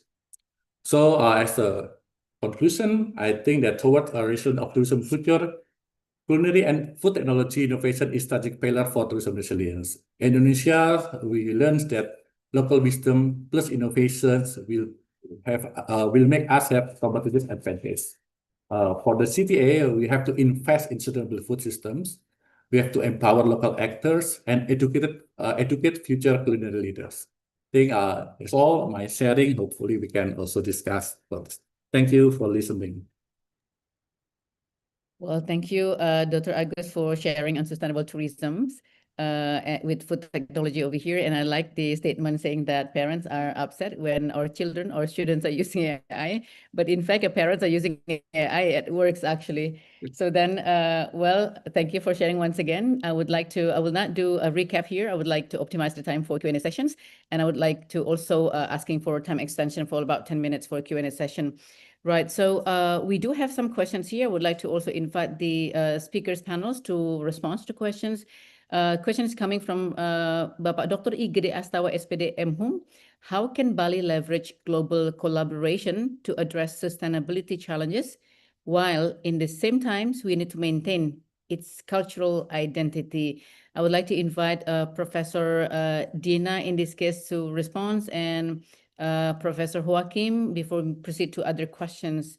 I would like to repeat once again, the question is how exactly Bali can leverage global collaborations to address sustainability challenge, while at the same time we need to maintain its cultural identity. Please, Professor. Thank you, Ibu Erika, and thank you, Pak Dr. Astawa, for the question. Well, Bali is very famous for its culture, and the reputation of Bali that already famous on the international level actually have a strength to drive the collaboration. So answering your question is actually Bali has the opportunity and the position to drive the collaboration itself, that cultural is something that have to be stands for and have to be sustained and have to be protected. So the collaboration, I think a lot of institutions in the world, they are very willing to help Bali to protect the culture itself, because we know that Bali is very strong with it and it has a uniqueness in culture, something that we cannot find in other place, not only in Indonesia, but also in the world. So this position actually is an opportunity for Bali to leverage the collaboration and strengthening the culture. That's all from me. Thank you. Thank you, Professor Dina. May I also have a feedback from Professor Joachim, please, before I move on to AI question? Sure. Actually, Bali is one of the benchmark in the world in terms of sustainability and practices. How the money is actually from the tourists or investments is bringing in and then benefiting the local culture. If you look at the batiks, if you look at the craft, if you look at a lot of things are actually being done. Now I think need to see how to level up and look at even better benchmarks that are being practiced across the globe. There are few in the Balears island in Spain. There are, I believe there will be few in the Hawaii Islands. So there are a couple of practices that are being done on cultural preservation. Now, yeah, I mean, you're already doing a great job. So you need to look at actually how to do it even better. But yeah, I mean, I personally use Bali as a case study on maximizing the positive impacts. So yeah, quite interesting question. All right. Well, thank you, Professor Joaquim, for responding that. So I would like to move on to the next questions. We pick up question about AI from Ibu Niketut Sutrisnawati, SST Par Empar. The question is, what are the main challenges in adopting AI technology in tourism and hospitality, especially in developing regions? I would like to invite, of course, Pak Bintoro and also Pak Italo Gani to share feedback on your sides about the question. Please, Pak Toro. Yeah, actually, one of the most challenge in the remote area is that the connectivity, because right now you don't need to have a very high infrastructure to train AI because everything could be done in the cloud, in the SaaS. But yeah, the connectivity usually is the problem because some of the AI, some of the generative AI, they need this connectivity. If you lost connectivity, then you need to restart it from the beginning. Yeah, so the connectivity is one of the issue, but we can tackle it, yeah, with several technology. So right now there are a lot of technology. There are more than 43,000 of AI in the world right now. That's the ethical AI, yeah. That's not the underground AI. Yeah, maybe hundreds of thousands with the underground AI. So you don't need to pessimist about how to implement AI in the remote area. Yeah, we can talk further about this. What's your need? Yeah, maybe if you want to have this data in food waste, you want to process this data. Yeah, we can help you. Yeah, with AutoML, etc. It's very easy. Yeah, if you want to process another data, yeah, a lot of software right now we can provide. Yeah, of course for free also. Thank you. Well, thank you, Pak Toro. I love that optimistic approach in terms of AI development in remote area. So I would like to also invite Pak Italo Gani to respond to the questions, please. The question I would like to repeat, what are exactly the main challenges in adopting AI technology in tourism and hospitality, especially in developing regions? Thank you, Bu Erika. I think based on my experience, especially AI technology has been coming very fast in the industry. But one thing that we need to reassure that we need to have the data being ready. So I think data readiness is one thing because AI can work on environment that has a lot of data and the data already being cleaned up, normalized and everything. Yeah. If there is no big data, we don't need AI. We can just use human being. So, but with so the whole idea of AI is building intelligence based on the data. So other than we have a lot of data, we need to have quality data. So I think many companies forget they want to just deploy AI, but without the proper data. And because we never we never has this pressure to deploy AI. That's why we never really also disciplined to clean up our data. So I think one of the most important thing based on my experience in the market, we need to prepare a data. Then after that, we can deploy any technology. And I can say like probably 80% of the company, they don't have the data ready. And I think we need to start discipline to preparing the data. Yeah. That's, I think, one learning from my experience working with a lot of AI projects. Yeah. Thank you very much, Pak Italo. So data focus is very essential. I would like to move on to the next question, and I would like to address to Ms. Tanya as well as Dr. Agus to respond to these questions. The question came from Ibu Nigusti Ayu Nyoman Budiasi, SSMSE. The question is, how can sustainable tourism strategies can be implemented effectively without negatively impacting local communities? So may I invite Ms. Tanya to respond to the questions, please? If it impacts negatively, then it's not working. It's not working for anyone, and it's not sustainable. We've seen it in the Philippines with the island that had to be closed because of over-tourism. It's just not working.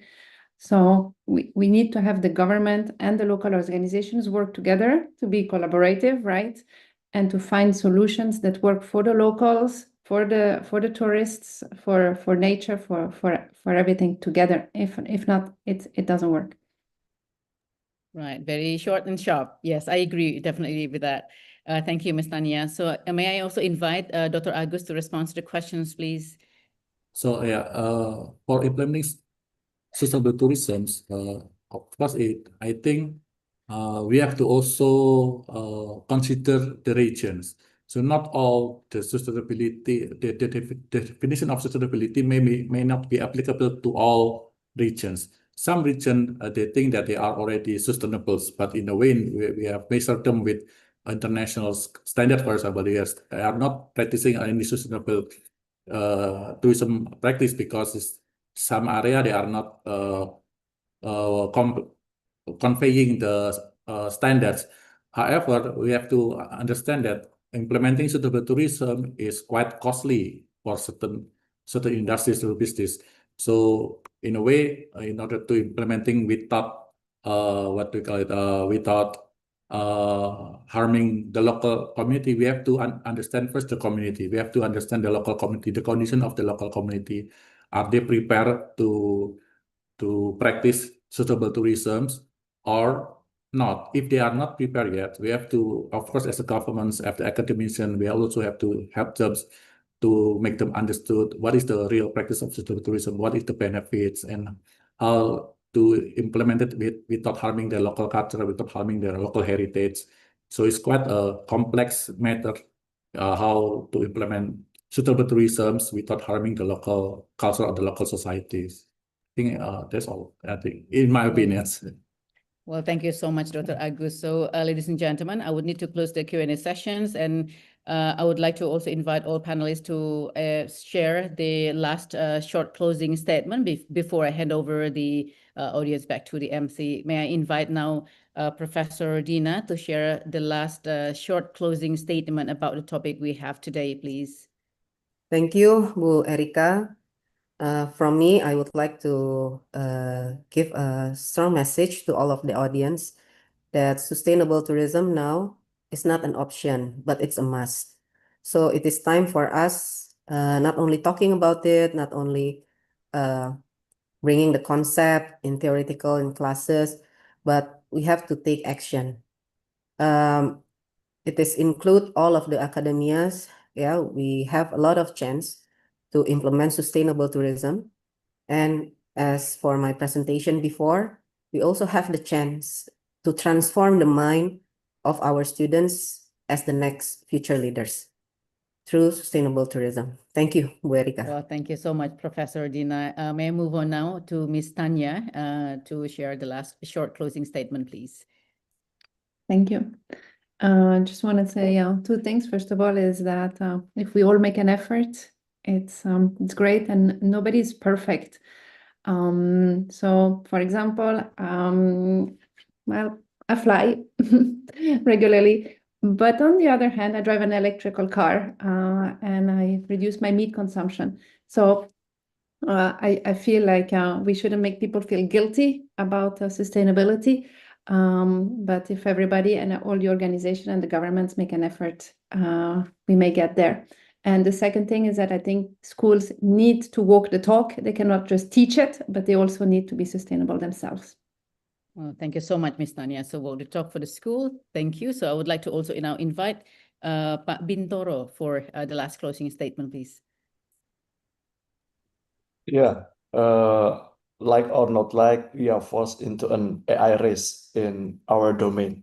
So yeah, we need to keep strong in our domain. Yeah, but we also need to leverage how to apply AI in our domain. Thank you. Well, thank you, Pak Toro. So we're still looking forward to the next station for AI. So next, I would like to invite Professor Joachim. Please, would you mind to share the last short closing statement?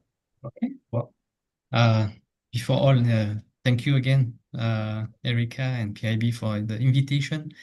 Thank you for different presenters for all the insights. It's always good to attend such session and learn from everyone. Last few words will be how we can move towards to a more qualitative or quality tourism, ensuring full sustainability. A lot of gaps are still existing. I mean, it's good because there are a lot of things to explore. Now, yeah, I don't know if time is in our favor. We have to act. Tanya, you still can fly and compensate with meat. That was good one. But yeah, it's how can we, I mean, if we want to be fully sustainable, I will quote one of my friend, say we will all live in a cave and live within our surroundings. So the whole will entirely have to change. So the world is what it is today. Now we have to look at it and see how to make it definitely better. So there are a lot of things in place. Now we need to see actually how to make it happen. So yeah, application is very important. Right. So thank you so much. Thank you, Professor Joaquim. And I would like to also invite Dr. Agustinus to share the last short closing statement. Yeah, in terms of food and culinary, we have to understand that those are one of the basic need of humans. So we cannot avoid that. And those are also the attraction of people traveling to experience food and culinaries. And regarding the AI, we cannot avoid AI. We cannot run from AI. Some may be wonder or afraid that we will be replaced by AI, but I personally think that we may be replaced by someone using AI, not AI itself. So we have to be aware of it and we have to embrace it. Okay. Thank you. Right. Thank you, Dr. Agustinus. I would like now to proceed with the last closing statement from Bapak Italo Gani, who is also our member of the Board of Advisory of PIB College. Please, Pak Italo.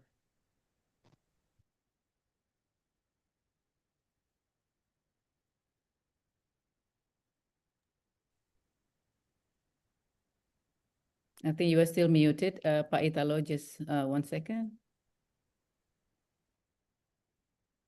Checking.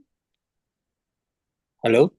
Yes, you're audible. Yeah. Yes. First, I would like to say thank you to Professor Sulis, Bu Erika, Pak Paulus to have this webinar consistently. So this is the yang keberapa ya Bu Erika ya? It's 15 now, Pak Italo. 15? 15. Huh? 15. 15, Okay. 15. Oh, 15, yeah. So, and I think I always enjoy all the great minds sharing same challenge, yeah. So, hope we can create the world a better place by aligning the technology, AI technology, and also empowering how we can be care about building a sustainable tourism. And hope our conversation is not stopped here. And I hope we can, in PIB, we can continue the conversation with all these people all around the world. Thank you, everybody. Yes, thank you very much, Pak Italo, for keeping the great support to this international webinar series since the beginning in December 2022. So distinguished speakers, ladies and gentlemen, once again, thank you very much. And please accept my regret due to time constraint. I would need to adjourn our session and apologize as we were not able to respond all the questions today. So thank you so much and for sharing the insightful for all speakers about innovating for resilient future, effective global collaborations towards sustainable tourism and AI transformations. Thank you, Edith, for joining us. Once again, our keynote speaker, Bapak Italo Gani and Professor Dina. Thank you, Ms. Tanya. Thank you, Pak Bintoro. Thank you, Professor Joaquim, and also Bapak Dr. Agustinus for sharing today. Once again, thank you, Director of PIB College, Ibu Professor Sulistiawati, then Dr. Paulus Heri Arianto as the Deputy Director of PIB College. My name is Erica Sedana, Director of Partnership of PIB College. It is indeed an honor to be host today. And let's now get back to our MC, Ms. Ratih Anggreni. Thank you, Ms. Erika, for leading the sessions, and our outstanding speakers for such an insightful, engaging, and meaningful discussions. On behalf of PIB College, we would like to express our heartfelt appreciation to all speakers, the moderator, and participants who have joined us today from across the globe. We hope the knowledge and perspective shared today will inspire innovations, collaborations, and transformation in your respective fields. Ladies and gentlemen, before we proceed to the closing of today's sessions, we would like to take a moment to express our highly appreciations to our distinguished speakers for the valuable insight and contributions to PIB International Webinar Series 15. As our token of our gratitude, PIB College would like to present a certificate of appreciations to our speakers. First, we would like to present to Bapak Italo Gani, the co-founder and managing partner of Impact to Indonesia. Thank you so much, Pak Italo. Next, for the Professor Dr. Diana Mutiara Lemi, our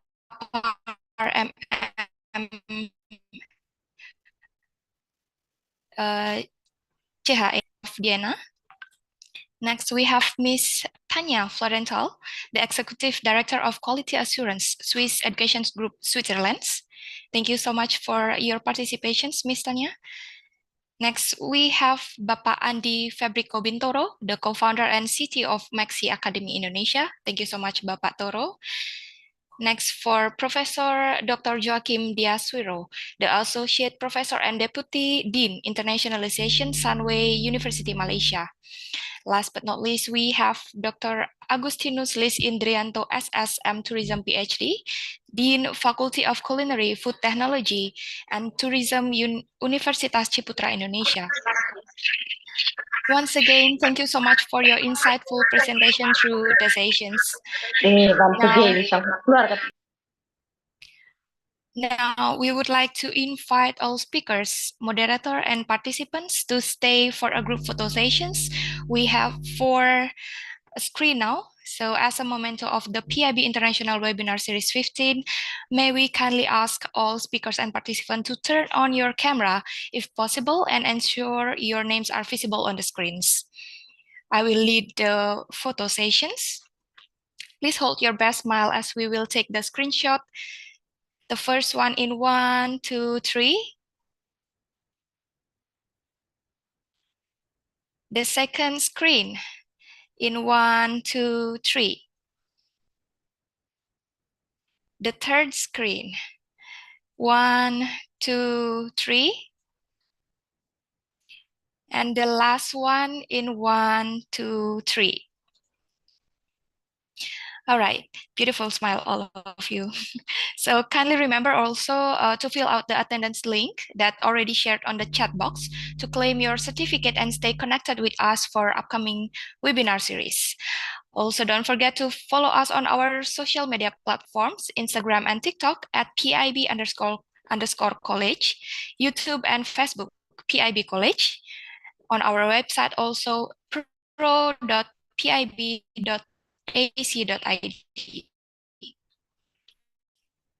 We also warmly invite you to visit Tabanan, Bali. I'm Rati Sinti Anggreni, and it has been my honor to host today's sessions. Until next time, everybody, stay safe, stay inspired, and have a wonderful day ahead. Thank you very much, and goodbye. Thank you. Bye, Thank Prof. you. Suli. Bye. Bye. Thank you, Thank you Prof. very everybody. much. Thank you. Terima kasih. Bye, everybody. Thank you, Miu. Thank you. Bye. Everybody. Bye. Taunya thank you sama bye doang. Thank you.